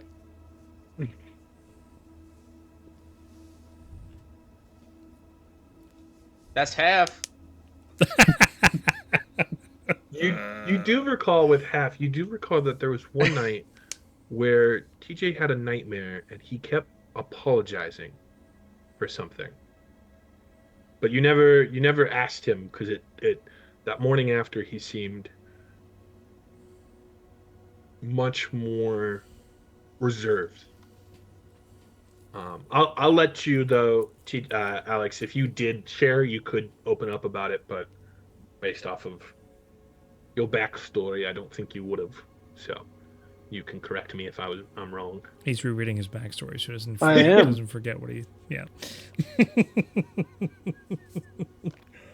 Hopefully, I'm recalling the backstory correctly. I'm concerned. Oh man. Do I have visions? Oh boy. No, not necessarily visions, but maybe just a nightmare of recalling something that happened in your past. Yeah, that's fair. Okay. I don't even remember word for word your backstory, but it is what Illumio is calling episodes could be extrapolated to mean really anything if you remember even just the feeling of the backstory. So I'm just rolling with it. I'm improving. No, you're right. Okay, I got it. What? We don't do that here. Robin? I don't remember it word for word, but I feel like I'm not I did wrong. right. Haunted. Okay, that's fine. Nope. I feel like I'm not wrong. Yeah. No, you're not wrong. I forget my backstory. I know what I did, but then I didn't know that I wrote that it was a problem still. But I did, so it's fine. Okay. Okay. Go ahead. So he asked you So- whether or not you would have shared. I would not have shared it. No, absolutely not. I live in regret of that day, and nobody knows except me. Yeah, I mean, one morning he woke up and was a little, seemed to look a little sad, which was not normal. Normally, I feel like he's pretty aloof. But No. otherwise, I think maybe because you are new and I don't know. He to some extent he hides or attempts to hide how he's feeling about things, and he's starting to become quite good at it actually, and I respect that. But any amount of encouragement which I attempt to do to the entire party and not just TJ would be greatly appreciated. But regardless of that, keeping him safe, alive and healthy and fed and all that, greatly appreciated. That is ultimately my job, and I was not there. So, well, certainly did my best. one day And I would love to know where Lockheed came from.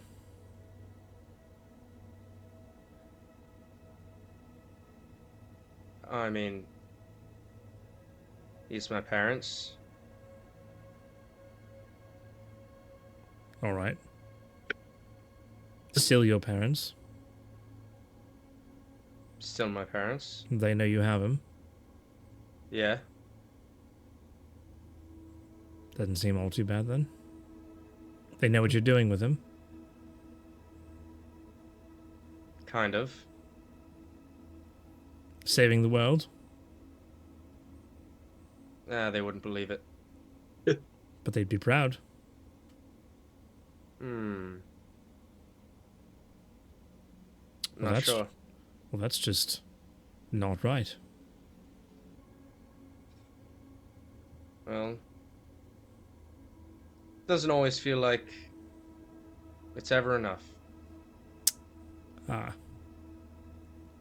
You know, one thing that I've had to wrestle with is a complete and utter lack of family, not on my own part, but those of others, and having to help them to understand so that those who we meet in our travels, who help us and cause us to become the people who we wish to be or will eventually be, regardless if we want to or not, are our family, if we choose them to be. And however we treat those individuals defines who we are, ultimately progressing us to that end point. We've only been together for a few days. You with TJ for a few weeks now. I'd like to think that we're a family.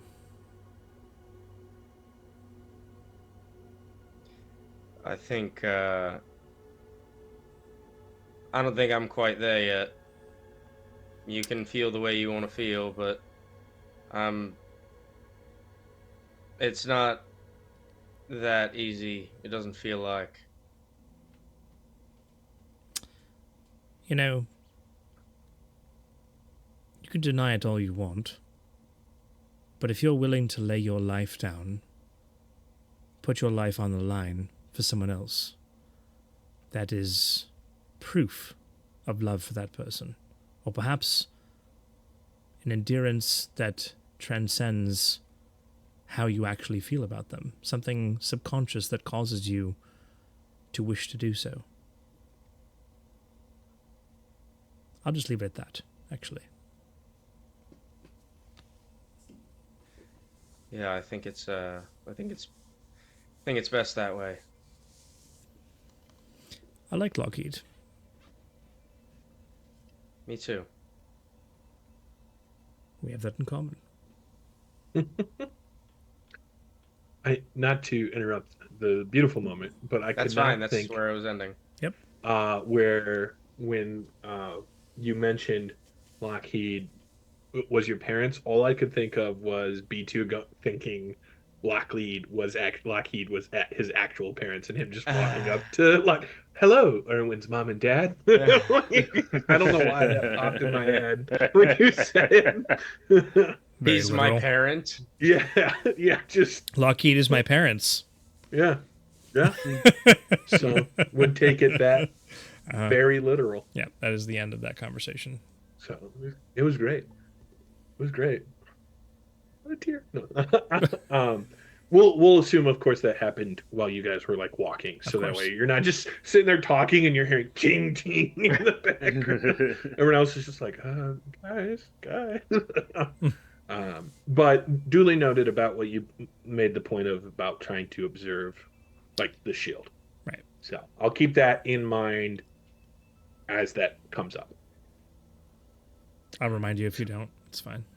Perfect. Who says As you're we not already in approach the this, shield? does this? Do I get any bit of deja vu or anything of recognition of as we approach this cliff and the sound of battle of when we were in the Mother's Realm?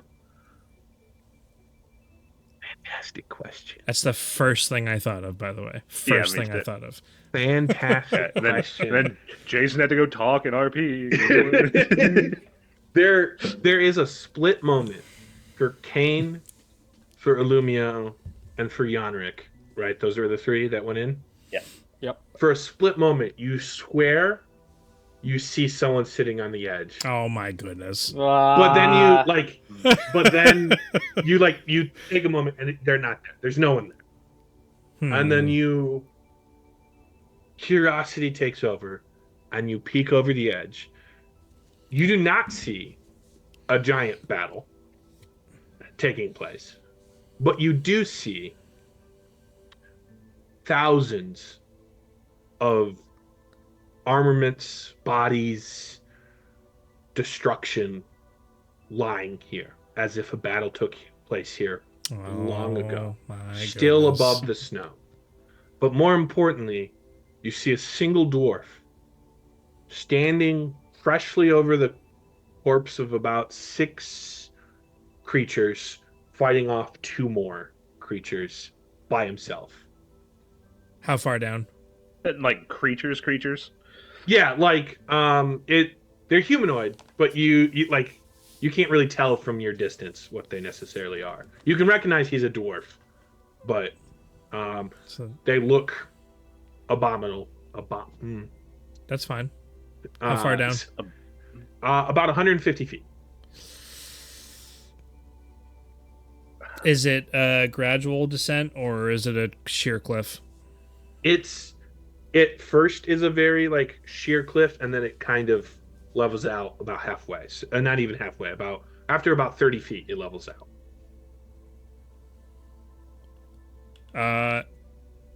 Crap.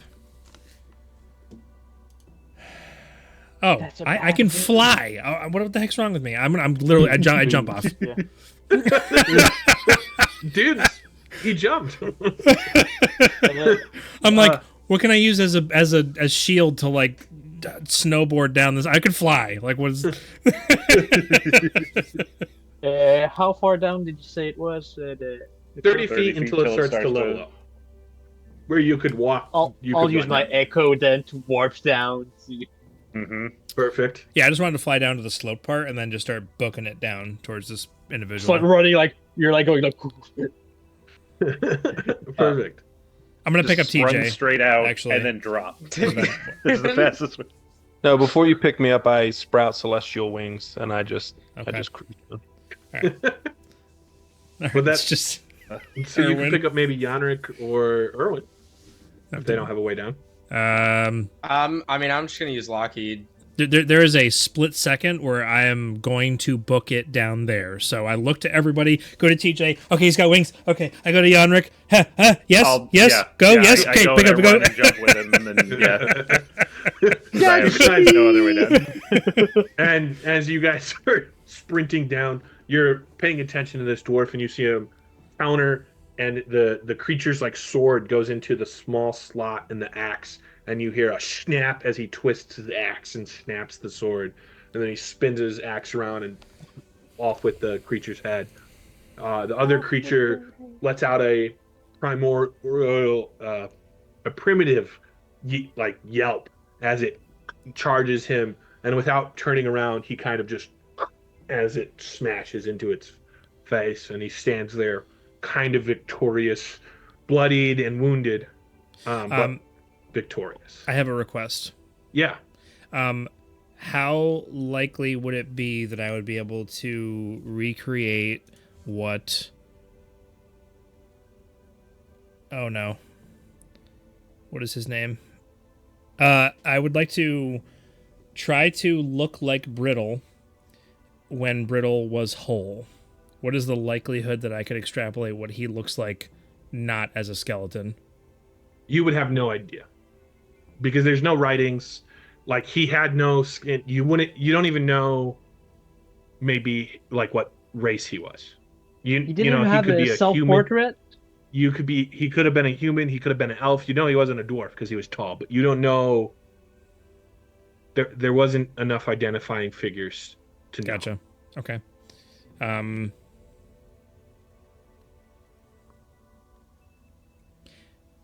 Then I will cast Disguise Self, and I will make myself look... I can just at will. Does that mean it doesn't take a spell slot? Is that what that Yes. means? Yeah. Oh. You have, like, what, Hat of Disguise? No, I just have Disguise Self at will.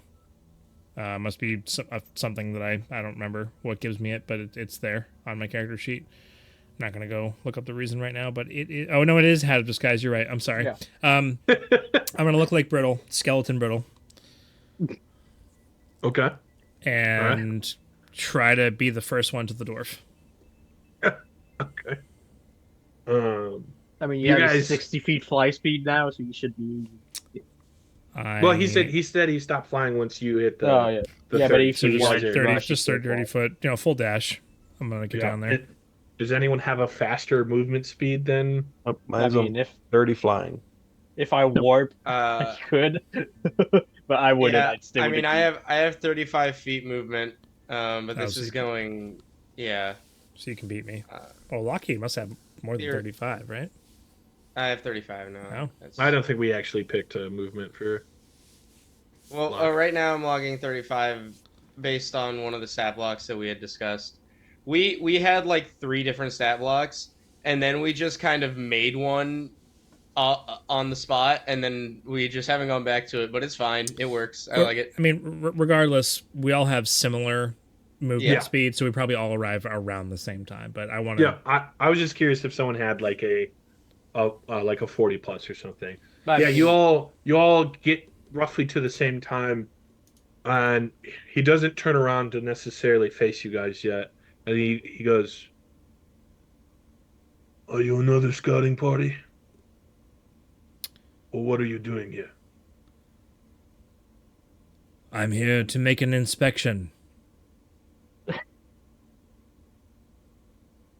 An inspection of what? Reminder, Chris, he's a skeleton right now. Yeah, he hasn't turned around. He yet, hasn't turned so- around. Oh, yeah. Can I make my voice sound like Brittle? Can I do that? No, it's just a... Yeah, it's just your appearance. Yeah, you would just have to do an impression. Yeah. And then maybe roll a deception check or a persuasion check or something, maybe. Okay. Performance? Well, I'm here to inspect whether or not the armies were successful in their endeavors. Clearly, they did away with each other. Who are you? Why are you here?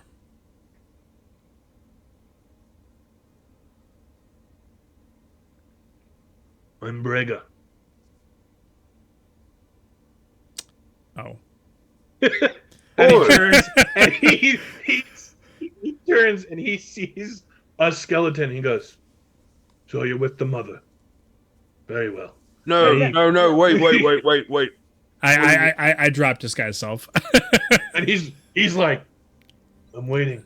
We was told to find you, and that you was a good one, and that we could help you and your people in the tower.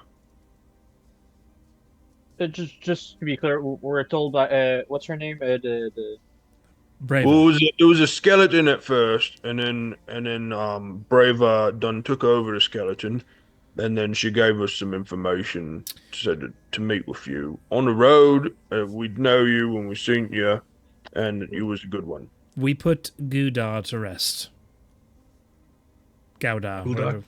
Guldak? uh, Gould I love that yeah. cheese. That's a good cheese. Huda. and just He was so my there's no uncle. misunderstanding, when we say put to rest, we mean we buried his skeleton, not we killed him. We It's- didn't kill him. He was yeah. already dead. Well, he's been. I figured. I have not seen him in Yeah. 100 years. I mean, I don't know how long dwarves live. Well, we are Well, here to Depends on finish. what dwarf you're talking to. You take note that he has. You've never seen this on a dwarf before, but he has red eyes. Our ambitions ally with that of the Red Empire. And we are here to help Very well. in the way that we can. Actually, we're looking for the spire. I can lead you there. First, I have to take care of business. And he walks over, and for the first time you notice that among these creatures, and now that you're kind of here, they resemble everything. There's a part, one kind of has a cobalt face, but then an orc body. Another one is a goblin-esque creature, but tall and very stretched out with long claws. So they all just kind of have like combinations of different creatures. But you see over near, I'm sorry, a little bit past Bagheera, he walks over. I'm stumbling on my words here for a second. You're good. Okay. It's Bagheera from Jungle Book. It's fine. No, it's I love that guy. he's actually named after a famous dwarf in the Iron Tower series. If anyone's ever read the Iron Tower series, and it's Brega. I keep messing it up. It's Brega. I'm getting it confused, but it's Brega. He's the Iron Tower series. He was a apprentice of Tolkien, and so it's a really good series. I love it. He walks over, and you see that there's 3 other bodies, 2 of them being an elf and 1 of them being a dwarf. And he walks over and he goes, "May you find peace in your death." And you see him like smash something on, like that the like dwarf was wearing on its neck, and the whole body catches on fire. And he walks over to the 2 elves and he does the same thing. And he goes, "They can be brought back from the mother if their bodies are burned." That's a good bit of information to know. Well, Yeah. if you die out here, you'll be used for her. Wait. If you die out here, you'll be used for her what? Her army? So, are we already within the force field of the spire? No, no. The force field only covers the small town and the spire. It's not a very strong Then- force field. Then the field is to prevent these things from coming back when defeated. But it's so that way when they attack us, the armies don't grow in the middle of battle. Oh. They Oh. So, when they're not inside the field, you burn them with fire, they can't come back. Gotcha. Okay. We have to find ways to make sure the mother does not gain more. It's a gruesome life out here. It brings all new meaning to kill it with fire. Well, all right. What are you doing out here? I'm part of a scouting party. My job, scout ahead, trying to find resources trying to track our army, things like that.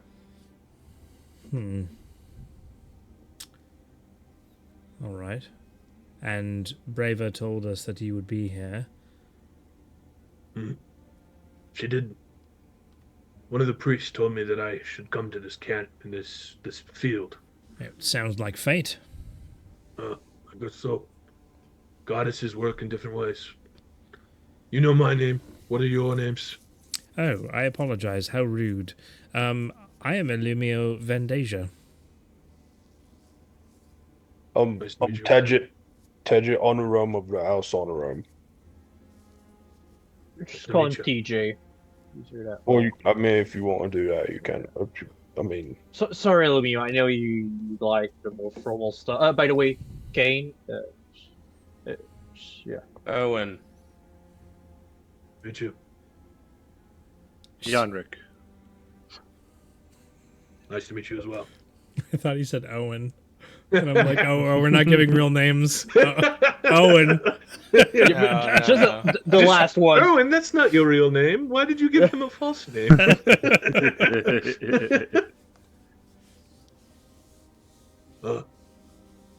Nice to meet you. My surname is Light Feast. Light feast? Yeah. Everyone roll me a history check. I'm rolling bad tonight. man, I have terrible rolls He's tonight. the family of Light Feast. He's a Teamwork, Alex, champion. Teamwork. Can you just add me and Felix's rolls together for the rest of the Right night? in the middle. Yeah, sure. I think Tim is already getting at it. Erwin, you know, with a history check, one of the legendary heroes was Umdar Lightfeast. Yes. Okay. So this is I was literally a just checking in descendant. my notes. Oh, hey, Umdar Lightfeast, the paladin whose fate remains uncertain. Ooh. His absence is left a void. Is that now? Obviously, I didn't roll high enough to know any of that. I would just like to know for myself, and I won't metagame at all. But is the Umdar, is that like common knowledge amongst Yeah, most no one- people? No one knows where he went because everyone knows. I just meant the name Light Feast. Like everybody knows that name, Oh. right? Probably not outside of the more dwarven towns.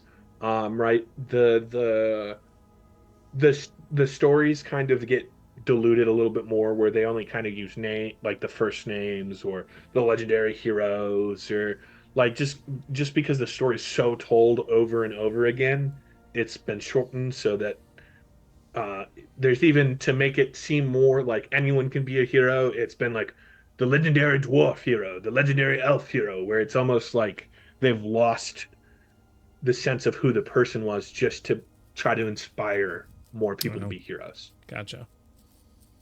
Well, I'm all Also because of the wishes of the heroes. Like many, as you know, that Senate, he was the leader of the heroes, the human. He tried really hard to not like to disperse the cult of the heroes, which eventually became the Church of the Heroes, because he did not want to be. He didn't think he did anything exceptional. He just did what was supposed to be done. And Zara, the Drow hero, you know that there's some talk that she changed her name, and being who, based off of maybe some of your backstories because of how far you got up in your guilds, you would know that she changed her name. No one knows what her new name is, but to kind of to be undisturbed. I'm calling it now. She changed her name to Karen, and she's the original Karen. No, scribble. Okay. So, did you need help with your finishing up here, or? No, that's all right. All right. So, we're on our way to the spire. Is there I'll an take you easy there. way? Oh, well, all right then. And he walks to the wall of the kind of canyon, and he kind of is tapping around with his axe, and there it is. And he hits it, and it a stone door slowly slides into the ground. This will get us about halfway, and then the rest of the way will be in the open. Can I tell how old Brega is? Yeah, yeah. Give me a perception check. Yeah, I think perception check. Nope. History check. You know he's old. Okay, gotcha. Hmm. Good to know. Yeah, yeah. Okay. So, Door opens. Yep, door open. Let's move quick. We don't want to be caught. Not at all. And he kind of steps through. We follow. Or I follow. You lead, I'll follow. Over? Yeah. Now this is a door in the side of the bottom of the canyon. It's just in the Yep. rock wall. A door just opens. Yep. And so we're going in, and is it lightless inside? No, nope. You hear him speak some dwarven as you enter, and like light appears. He goes, carved it myself. Wow. So impressive. You get good at swinging a pickaxe. You can swing an axe pretty hard. I'd imagine this must have taken you quite a while. Yeah. How long have you been here?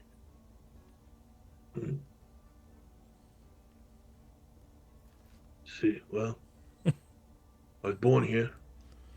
My dad fell in love with someone here. Born here. Can't go back to the Dwarven Kingdom. You know, you have an elf as a mom, and they don't like you. And you, as he says that, you take note that for a dwarf, he is actually a little taller than most dwarves. He's still like Bach-ish and stout, but he's just slightly taller for a dwarf. He's a dwelf. Are you Yeah. kidding? He's a dwelf. Yeah. Oh no. Well, so. He's an Elarf. So what I'm getting is the only difference with a regular dwarf is that he eats salads. I hate salads. It's but Mhm. you know, mom makes me still eat my carrots, so I eat carrots. It's fitting for You gotta, Dwarven culture. hey, you gotta respect your moms, man. You gotta Wait, respect your moms. so this is it then, or are we still going somewhere? Well, we're still going to the spire. Oh, all right. Could we, would on a bit of a schedule, is it possible we could move a bit faster? Well, I don't yeah. mean to be rude, but Us dwarves are natural sprinters. We can sprint for a long time. wow. You set it up. Lord of the Rings reference. That's so Yeah. good. Gimli. We can move quick. And he pulls out a ring, and he Is it one of the rings whispers of power? Yeah. He pulls out a ring and he whispers something dwarvish, and he casts. Oh my goodness, what's the spell? Something retreat where you can Gate. move faster. Expeditious retreat. Expeditious. No, he retreat. casts gate. Expeditious retreat. So He- you guys are he all. whispers to the ring, insight check. Does it whisper back? Yeah. You see, weird as it glows, red. A small Unknown lady. mouth appears Big on the lips. ring. Yeah, big lips appear where diamonds should be. Like there's a mouth that spits out the diamond that starts talking. Wow. And you guys are able to. Hold on, dude.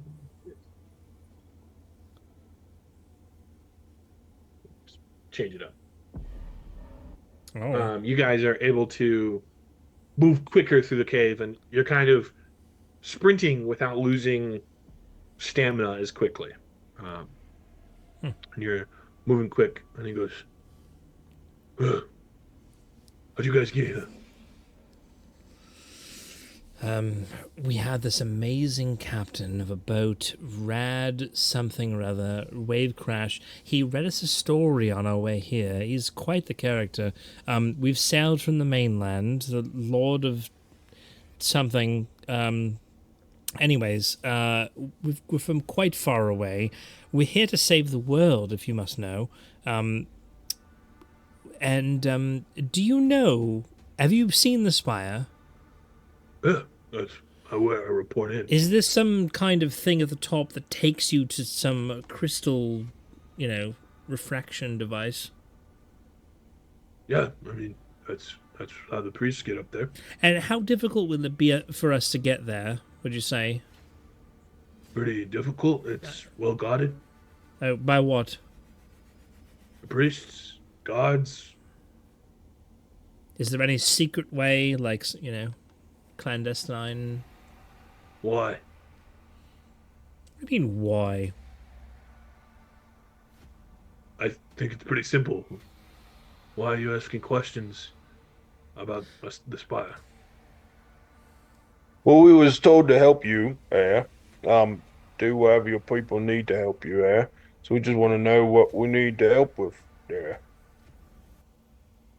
Yeah, we were told that we should offer our help to the people at the spire, and That's true. should we do so, then they would allow us to go to the top of the tower and go where we need to go. Actually, interesting point of note. We were spoken to directly by Brava herself and told to help those who were in need at the town. And so if our progress is impeded, we would like to know how to circumnavigate that situation so we could best help the followers of Brava. Isn't that who you follow? Yeah, but it's just interesting that people who wish to help us are asking so many questions. Yeah, has she about our spoken to device. you specifically? No. Oh, that's interesting. All right. Well, we're not flexing here. Let's just go and we'll see what we can do for you when we get there. I mean, it's not a big a deal. We come in peace. Everyone's friends here. Let's shake hands and continue sprinting with your prodigious sprinting abilities. Very well. Well, let's be clear. If there's a way that to circumnavigate all the difficulties and obstacles in our way, please, we're on the same side, as it were. I just don't understand what difficulties you're referring to. You literally just told us that the priests and the gods would impede. Tim, are you confused? Because I feel like you're confused. Maybe I am. The The people at the tower are his people. It's not like a different faction holding the tower I under asked control. what would This be is his home base. I asked what would be a difficulty in our way, something that would be a challenge we would face, and he said the guards and priests. Yeah, because we're not allowed. We're not just allowed in. Like Oh. you go, it's just like in I am nowhere. Well, you wouldn't confused. be able to go straight Okay. to Vatican City, and it'll be like, "Hey, can I go see the Pope?" Gotcha. Yeah. Gotcha. Yeah. My bad. Yeah, we're My just bad. strangers who walked up and are asking to go to their. I thought he most was saying. protected place. I thought he was saying we were going to Yeah. have like guards and Come priests on to in, fight friend. to You're fight welcome. to get to the No, spire. it's Oh, just- okay. there's okay. security. Grab bacon if you want any. We're immersion. strangers not allowed in. Immersion. I broke Good it. check it. I apologize if I didn't make it clear enough. No, I'm just dumb. Don't worry about it. It's all good. So let's go stab the Pope rock. I was just like, man, I swear I convinced him that the spire is good now, but Does, man, he's really, Does Braga look hurt at all? yeah. He was in battle. He's got some cuts and All right, whatnot. my hands start to glow. Put my hands on him. I'm gonna heal him for 20 hit points. Wow. Well, that's nice of you. I appreciate it. We're all friends here now. I'm just, gonna make sure you're in fighting spirit in case anything pops off. I appreciate it. In case there's a siege or anything like that. Yeah. My- Yeah, my weather app told me a siege is coming. The ring spits out the diamond again. Wait, 5 inches of Siege, arrows. Well, It's appreciate your assistance or your kindness. We're coming up on the exit now. And he starts to like slow down. You guys start to slow down, following him, and he taps, and you see the door start to open, and he goes, "Oh, what's that?" In life, and then you hear a call back, and in death, there's peace. Oh, more scouts, and they step out, and you see like 10 scouts, kind of all with their like bows drawn or swords ready, kind of, and he steps out, and they're like, "Ma." They all kind of, Sir Lightfist. Light Feast. Oh my goodness, I'm messing up my name so bad today. Sir Light Feast. And he goes, don't call me that.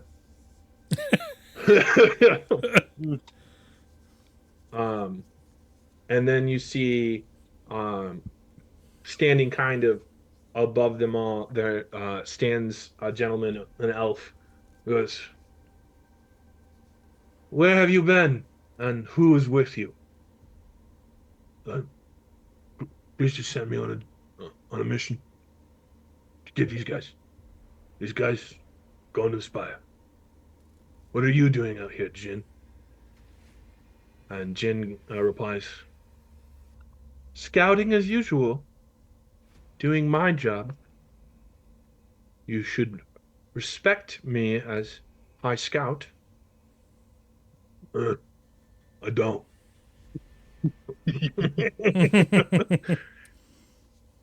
And Jin, whatever. And he kind of steps down to all of you. And he kind of looks over you very quickly. Well, you are an unusual bunch.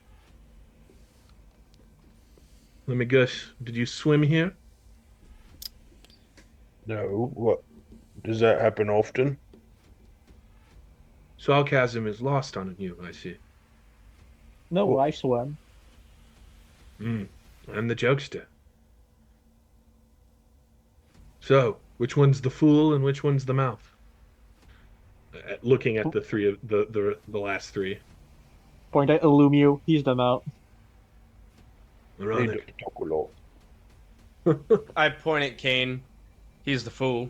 He's the fool Yeah, and the I jokester. multitask. Multiclass. What is multiclassing? Task. Oh. Well, very well. If you were the priestess told you to gather them, head to the spire. You're late for your meeting. I hate these meetings. And he starts to move forward. Everyone give me a perception check. Yep. Finally a good roll. Hey, Wow. good roll. Let's Wow. go. Nice. The opposite of a good roll. Oh, And you had you rolled advantage, a 1 too. and a 2. Yeah. A 1 and a 2. Holy moly. Oh, Cool. All right. Wow. Nice. Some good rolls. You notice as Jin you guys kind of walk past him. He kind of gives you a mean look, kind of as you pass him, and he calls over one of his guards and he points at you all, and then he turns around and he says, "Well, I have the rest of my scouting to do, so good luck." And they all start to head off, kind of not through the same cave. They kind of go up around, but as you have taken interest, you notice that the one he talked to kind of lags slowly behind. And then with the nat 20, and just the normal 20, I'll even give it to you, with the 20s, eventually after some time and you guys have journeyed maybe a few steps or moved a little bit, you notice you're able to spot that same scout lagging behind and now spying on all of you. How far back is he? He's trying to stay as far behind as he can, so depending on how far you guys traveled, probably 300 to 400 feet. This is a long straight corridor. No, you guys We're have you popped big out. open. You're in the open lands. Oh, okay. He's kind of up on the top of the where the quarter opened, so you don't know where the rest of the scouting party's going. We're like in the town. Or No, you're about No, big wasteland. big wasteland. The tower you can clearly see now, like the spire well, and you even can start to see the wall around the bottom of the spire. And so you're probably about 2 or 3 hours from it. Um, but because of how barren this is, and something I totally forgot to mention, it's frozen. It's snow. You're cold. And well, gotta get to town before nightfall. Well, You'll freeze just to so death you're if not. aware, there's someone forward following us. I mean, he's like way back there, but Mm. does anybody else see him? I just turn around and I Yeah. point at him. You see him Real discreet teacher. into the snow. Yeah, he's like, there's nothing to hide Just behind, like- and you just Seeing as I've missed like 2 or 3, at least one thing, isn't it apparent what we're here to do? Are they here to defend? What are they trying to stop us from doing what we're trying to do? I'm completely confused. They don't know what we're trying to do. We didn't say to them what we was trying to do. But they're not on the side of the mother.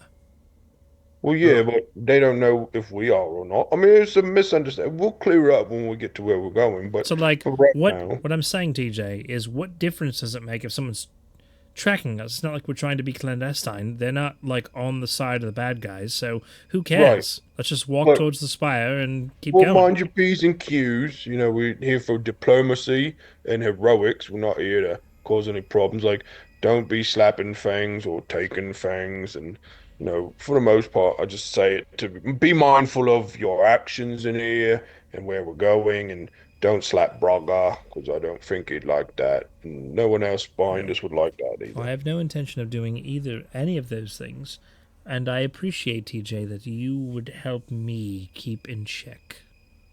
Well, of course. I mean, true heroics come when no one's watching, but also understanding that if someone is watching, then you should also act heroically Of at all course, times. Just Of course. saying.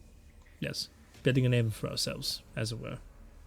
and Thalali speaks up. Yes, I just think I always forget you're here. Yeah, she doesn't speak much. I consistently forget she is here. I apologize. I sometimes forget to speak myself. Um, but all I was going to say is people, I think given the circumstances of where they are, it's fair to expect that most people are maybe mistrusting of this area. And Well, do you If think we they'd be more trusting if we just told them exactly why we're here? Do you think that would be counterproductive? I think we need to tell the right people. And I don't believe Jin There's is the right danger person. of the danger of agents of the mother have infiltrated this place. Oh, good Um, point. Spies. I mean, if this is where her crystal is, and she wishes to be free, I'm sure she would want to try and get some people or someone here to Underground. take it or something.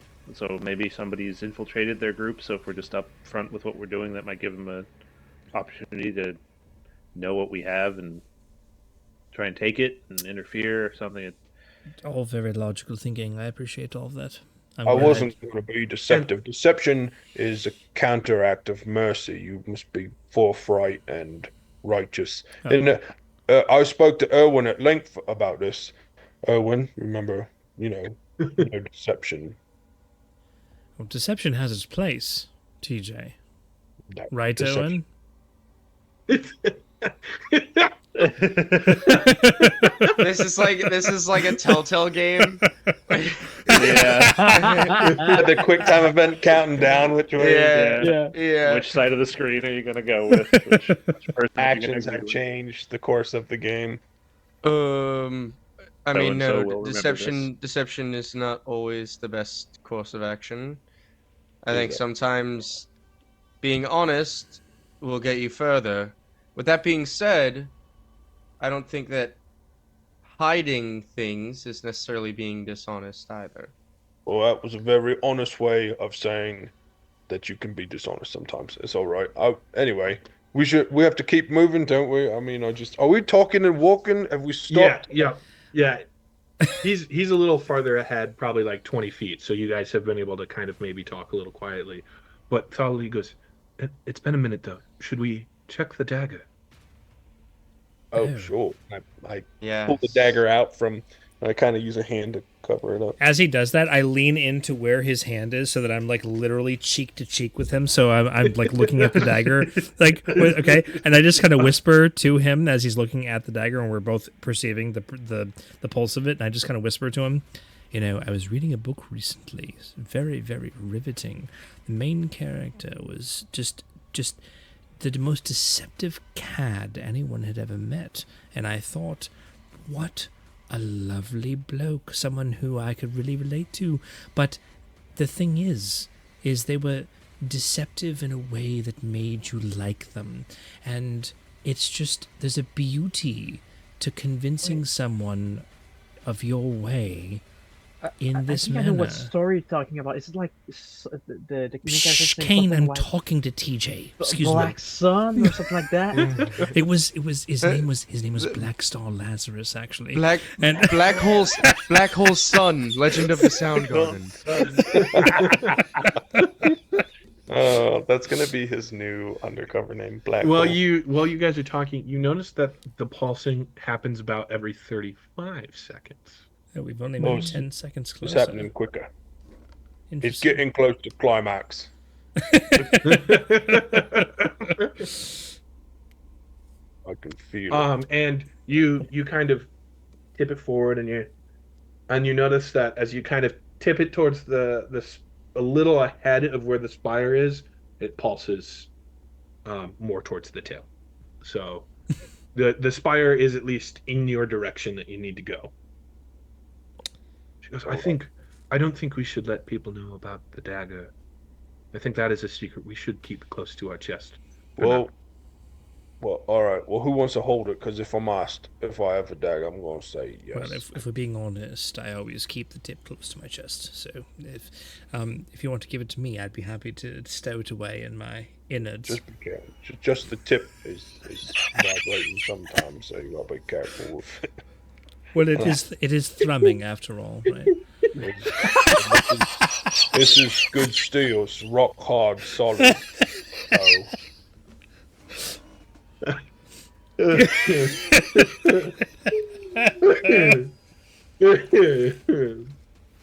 I hand him the dagger, and all right. Well, let's not lag, because then it'll be suspicious. So. I only have a +2 on sleight of hand, just so you know. I don't know if we have a rogue in this party, but that's not me. Nope. Oh no. All right, well, I'm gonna stick it in my chassis. She goes, do you want just my bag of holding that I keep the potions in? Oh, you're suggesting I should give the most powerful artifact known to man. It needed to destroy the goddess of all time to you, the person who's our guide, that's very loud. That's very, very loud. Wow, that came in hot. At least I know the music works. That came in real hot. No, you misheard me. I said, do you want my bag of holding? Oh, you're going to give me a bag of holding? Yes. Then yes, of course. I feel sometimes you're just quick to jump to something. If you miss keyword, simple keyword. You know, I think I need to get my orifices cleaned so that I can properly hear properly. I could maybe pronounce better hear. or speak louder. Yes, enunciation's important, thoroughly, of course.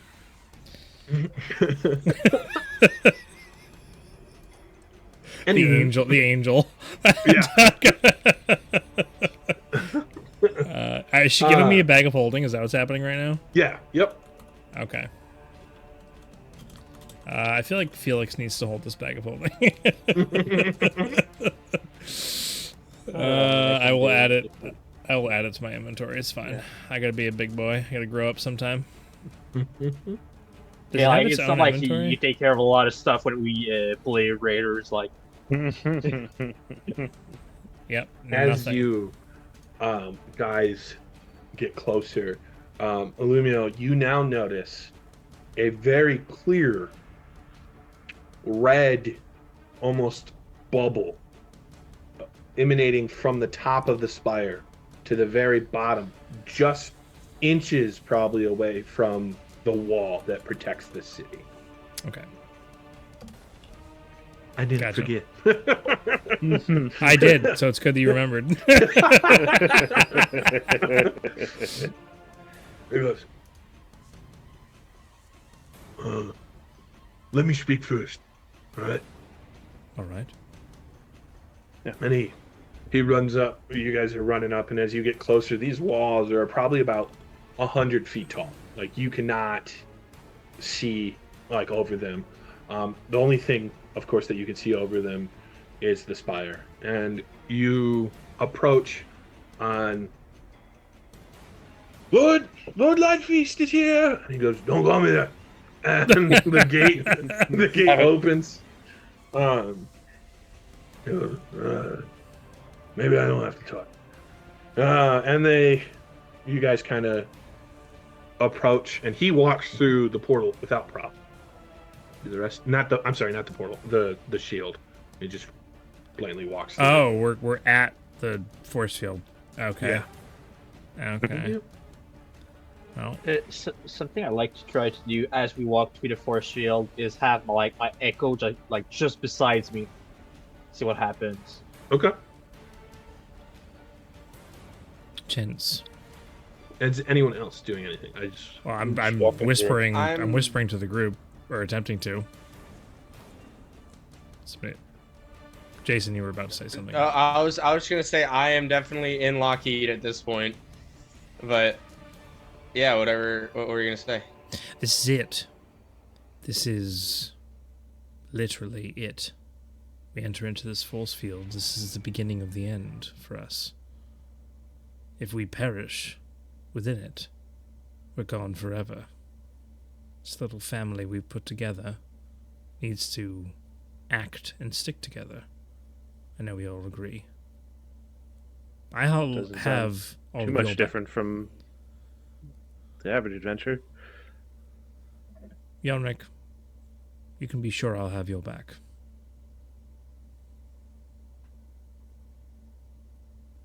Let's be more vigilant, is all I'm suggesting. That's all. All right, let's get on with it then. Perfect. As you all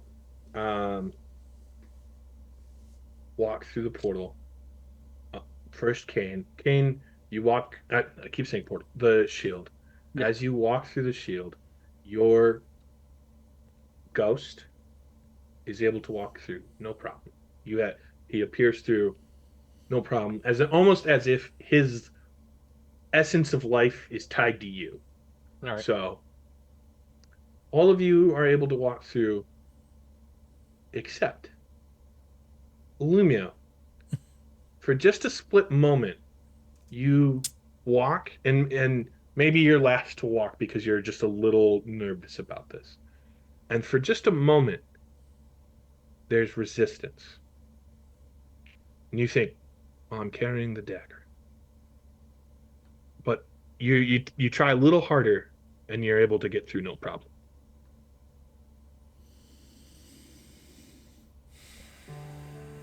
And as you walk into this town, music overtakes you, and you hear chatter of life and people, something you maybe haven't heard in a while. I mean, if you think about it, you guys have been adventuring for at least a month at this time since you've left the small town. You were in the Dagger for 2 weeks, and then it was a week on the ship, so about a month. And so that was the last time you saw the small town, and you saw the town at night, so it wasn't really too lively. And so this is the first time you hear laughter, you hear like the street musician playing in the street. Obviously. Great description, Chris. The street That's fine. musician's playing in the street. Nobody noticed until you said it. Oh, I noticed. Oh, okay, Thanks, Alex. It's sad redundant. It's fine. But I wrote as it down. As you approach, you see very beautiful, blend of elvish and dwarvish architecture.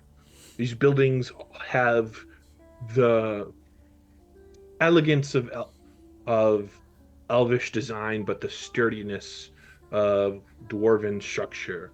And you see elves, you see dwarves, you see humans. You even see some people that you've maybe only heard about in books, Verdan, which are, for those who don't know, like evolved goblins. So they're humanoid size, and much more elvish looking, but still have their goblin design. You see orcs and half orcs.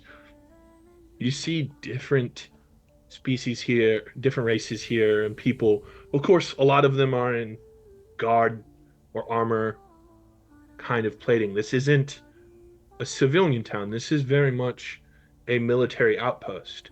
But because maybe their life is here for now, there is still some structure of social or casual life. You see some guards clearly maybe on their break right now, sitting at a street food vendor, grabbing some drinks, grabbing some nice food.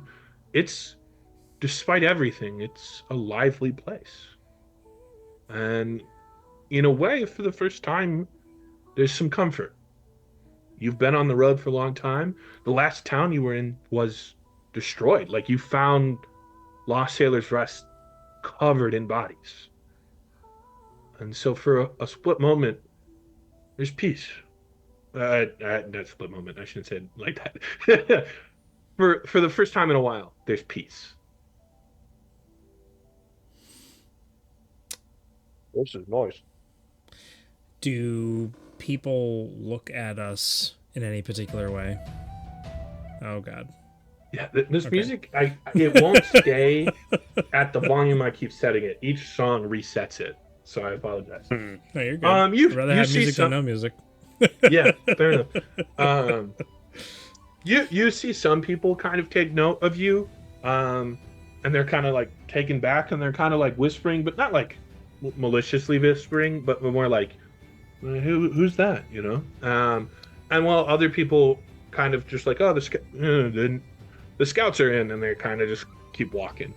Though you hear a thunk, thunk, and approaching you guys rapidly. You can't really pinpoint it, and out of nowhere you hear, "Bob, friends, it is you again!" And standing in an alley, you see Alpha, the big beefing No way. Warforged. Okay, fine. You don't see Alpha. Man, Let me have my exclamation, Chris. I wanted him to be here. It was an exclamation of happiness. Oh, okay. Friends, you are here. And he comes up and he's like, and he like pats Lumio on the shoulder. He pats TJ. He's patting all of you. He goes, remember when you almost killed me? I do. Well, maybe not exactly in that way. Where is your mistress? Oh, she's at the spire. Almost threw my headphones. That would have been bad. My hand got caught on it, and I almost ripped those out. Yeeted it. She's at the spire, of course. Of course. Is she intent on doing something with it or traveling to the crystal. No, I don't think she's traveling to the crystal. She's there performing her duties. So, I don't know what she's doing. I don't know. My sister's with her, so I'm sure they're doing something important. I bet that's who we're going to see right now. Oh, you're here to see her? I mean, probably. I don't know. Oh, okay. Well, come, let's go. And he's kind of skipping a long way, leading you through the town. Yeah, my friends are here! And everyone's just like, oh, okay, all right. When you see the people who are kind of whispering, we're like, all right, if they're Alpha's friends, they're Alpha's friends. Kind of go back to Weird it. They how might you make- still kind of be like, how are they Alpha's friends? And you hear one goes, who isn't Alpha's friends? I was just gonna say, it's weird how you make friends in the Empire. Oh yeah, well,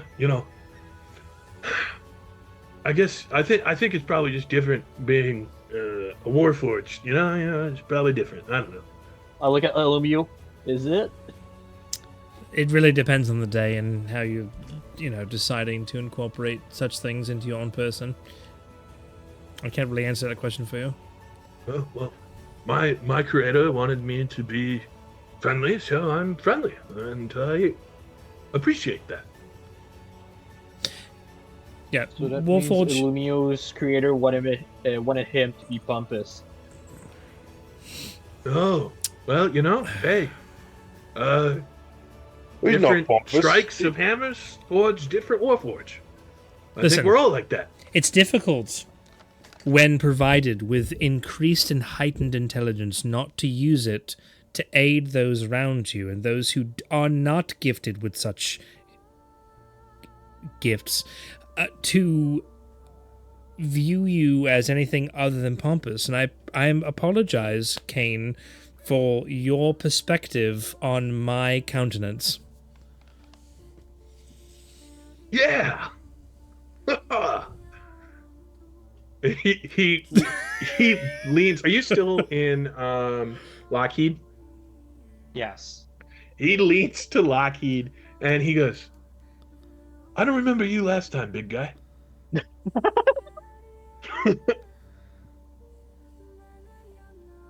Well, I mean, I'm not Warforged. It's Growth Gollum. Okay. All right. My apologies.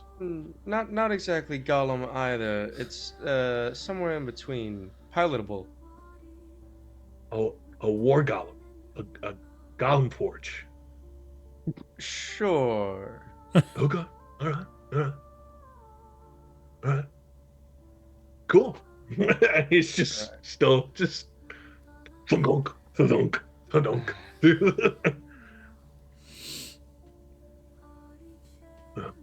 And he's like, well, to the spire? Yes. Of course. Please. Is Lead the Braga way. still with us leading the way? No, you see that he's kind of chilling, kind of back. He goes, I got to report in. I'll catch up with you later. Oh, well, thank you so much for your assistance. No problem. And then you hear someone go, huh, Lord Light. Oh, don't call me that. Don't call me that. Shut up right now. And he goes, Alpha goes, Lord Light Feast doesn't like to be called that because he wants to earn his name and not be given his name because of his dad. I can understand that. Lord Light Feast is pretty humble. So, well, anyway, and he's skipping through, and you guys are moving through the town, and you see like a small fountain, spewing water. There's the word. But as you've entered town, you realize the cold has disappeared, and Alpha speaks up, and he goes, "There's some really cool magic. So we have a stone that casts a warm breeze, and then it hits other stones, and it keeps casting the warm breeze through the entire town. So it keeps It's like an ongoing magic. Wizards don't have to even stay with it, so it just keeps going. We stole the idea from the Saya Kingdom, where they do the same thing to keep themselves cool because they're in the desert, you know. But we're not in the desert, so we don't want to stay cool. Of course not. Be the opposite. That's interesting. Huh, magic's pretty cool. It's actually quite clever. Yeah, yeah. So, isn't that the gift of magic, to be clever? That's, well, those who choose to use it in a clever way make it so that those who perceive their actions as clever see it that way. Oh, that's fair. That's fair. Well, if you think about it, without magic, you and I wouldn't be here. That's probably true. Huh? By the way, is there a local temple that we are hearing this radiant music from? Oh, yeah. And he points, and you just see like a nice, pristine temple dedicated to Breva, and you hear the music echoing out of it. It's just radiating from this temple?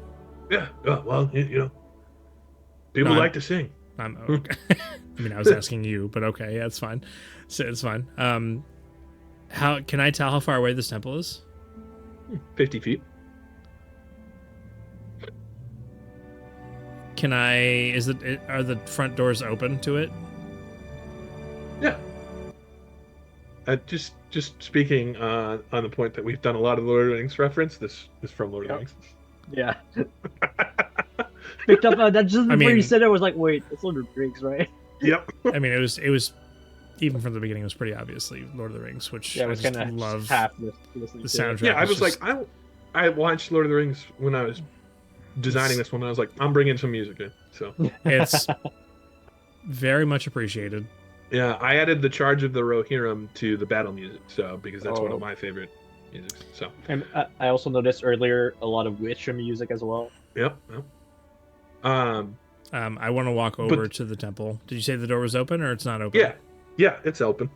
I look back at the group and wordlessly just walk towards the temple. Huh? Oh yeah, we can stop there first.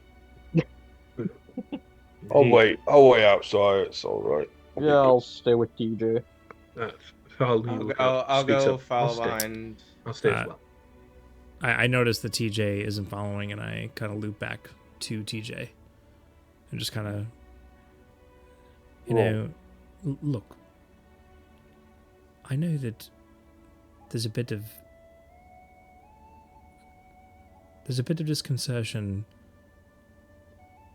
about who we might be following, but in the hours and days to come, let's just appreciate something beautiful. Come with me. No, it's all right. I'm good. I have to send some mental prayers anyway to Feeder, and it's a nice looking spot, but that's not my house of worship. So I grab onto his shoulder. Look. You and I are brothers. If we aren't successful, it's times like these and music like this that will at least bring us peace that we tried. Even if you don't appreciate, or that's the wrong word, even if you don't want to have anything to do with what's going on inside that temple, at least appreciate the beauty and the sound. The creator of all things provided us with ears to hear the sound that's coming from this stone place. Let us partake in the beauty of it. you can hear it all right out here. Well, then I shall stand next to you and enjoy it from here. No, go inside, Illumia. It's all right. I don't move. Well, if we're not going to go in, and let's. I wasn't going to go in. I was going to go to the door and just peek inside and let the reverberations off the walls of the interior chamber wash over me. Oh my goodness, you're impossible sometimes. All right, and then I turn him around and I gloomily, not, I'm not excited. All right, come on, let's go. And I walk up to the door and I stand at the door and I push him in to the temple. All I have to say is this music does things to me. Dude. Fair enough. Is there some funny business in your pants, Tim? Is that it? Yeah, yeah. It's just the dagger pulsing. That's it. Burning Wow. his pants. It's just the tip. Just the tip. Just the tip. We enjoy the Yeah, music you- for a bit, and then we can move on. Okay, so you take a moment and you just listen to this choir that's sitting here. You notice that some of them are wearing plate mail, or some of them wearing priest robes. You know, this it gives you to realize that even the priests here look ready for war. So even though they're in this moment of peace, everyone here is ready for a duty. What that is, what that task may be, like you've kind of gathered it, but of course you don't know like the full details. But there, in all things, in all moments, there's always time that you need to take to still live. And you're seeing that here. You're seeing people who are, from what you understand, potentially on the front lines, taking a moment to enjoy life. And you're able to, you take that moment in and you move on, and you approach, and bless you. Thank you.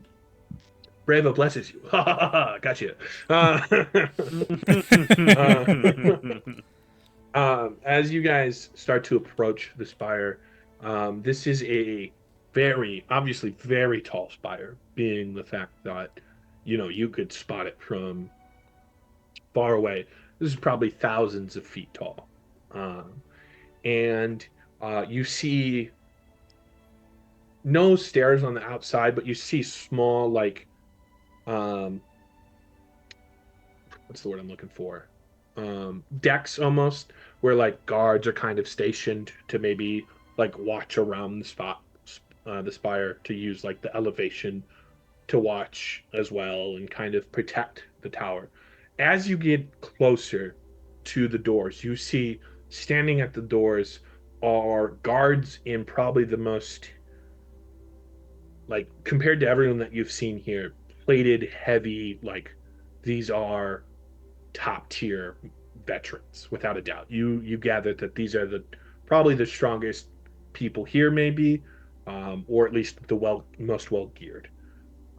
They have, their armor is a very nice crimson design flowing through it, matching the same color that their eyes are. And they have a giant shield, and they have two spears. They each have a spear, and on their waist they have what looks to be a double-edged sword going both ways, with a circle connecting the two blades. So kind of like a spin sword of sorts. They're like the Inquisitors. Inquisitor lightsabers. Yeah. Actually, they are the Blood Elf guards from Warcraft 3 because they have the spin swords. That's where I got their original design from, not the Inquisitors, but that is still a good reference. If I'm remembering incorrectly. Blood Elf? It doesn't matter. As you guys approach with Alpha in front, the guards, they don't move in any way, but the door opens, and they kind of just grunt as Alpha approaches. He goes, thank you, friends. Thank you for doing your duty and protecting. And he turns to face you all. He goes, shall we continue? Yeah, of course. If we Why can, would we- yeah. Why would we stop Absolutely. it? And as he opens the door, he's kind of looking at you guys, and out of nowhere, you see an arrow just behind him. He goes, "Oh, I just did it." Oh no. I'm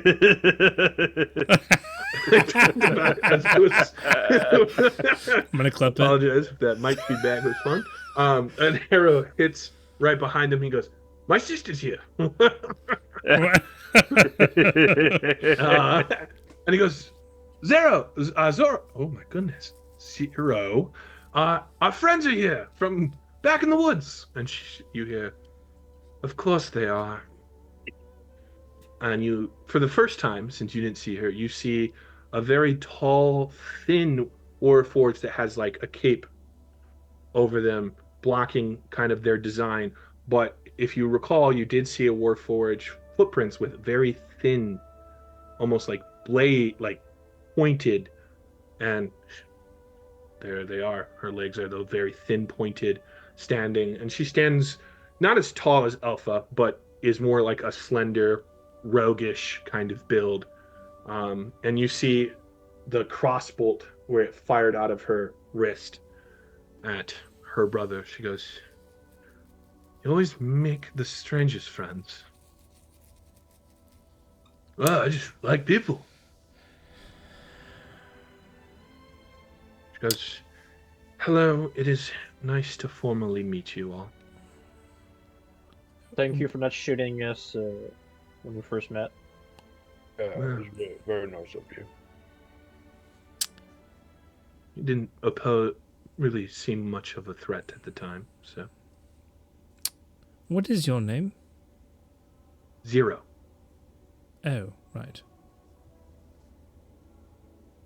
Illumio. Nice to meet you. It's always nice to meet another Warforged. Of course. I'm guessing you're here to meet her. Yeah, we are. We were sent by brother herself, and we come in peace and to help, and we need some information and whatnot. Very well. This way. And she leads you. As you step in, you see this huge audience chamber. That's a cylinder base or circle based audience chamber. But you see probably about 10 guards on each side and a long red carpet leading up to a single seat. And she's like, "Oh, she's expecting you." And you guys slowly approach, walking down this red carpet. And behind the chair steps out the woman you met in the forest. And Zero speaks. "Now announcing the royal guests of the Empress herself, Oda." And there stands in front of you the same woman you met, Oda, the Empress of the Riddell Empire. And that's where we'll end tonight's episode. Oh boy. Oh boy.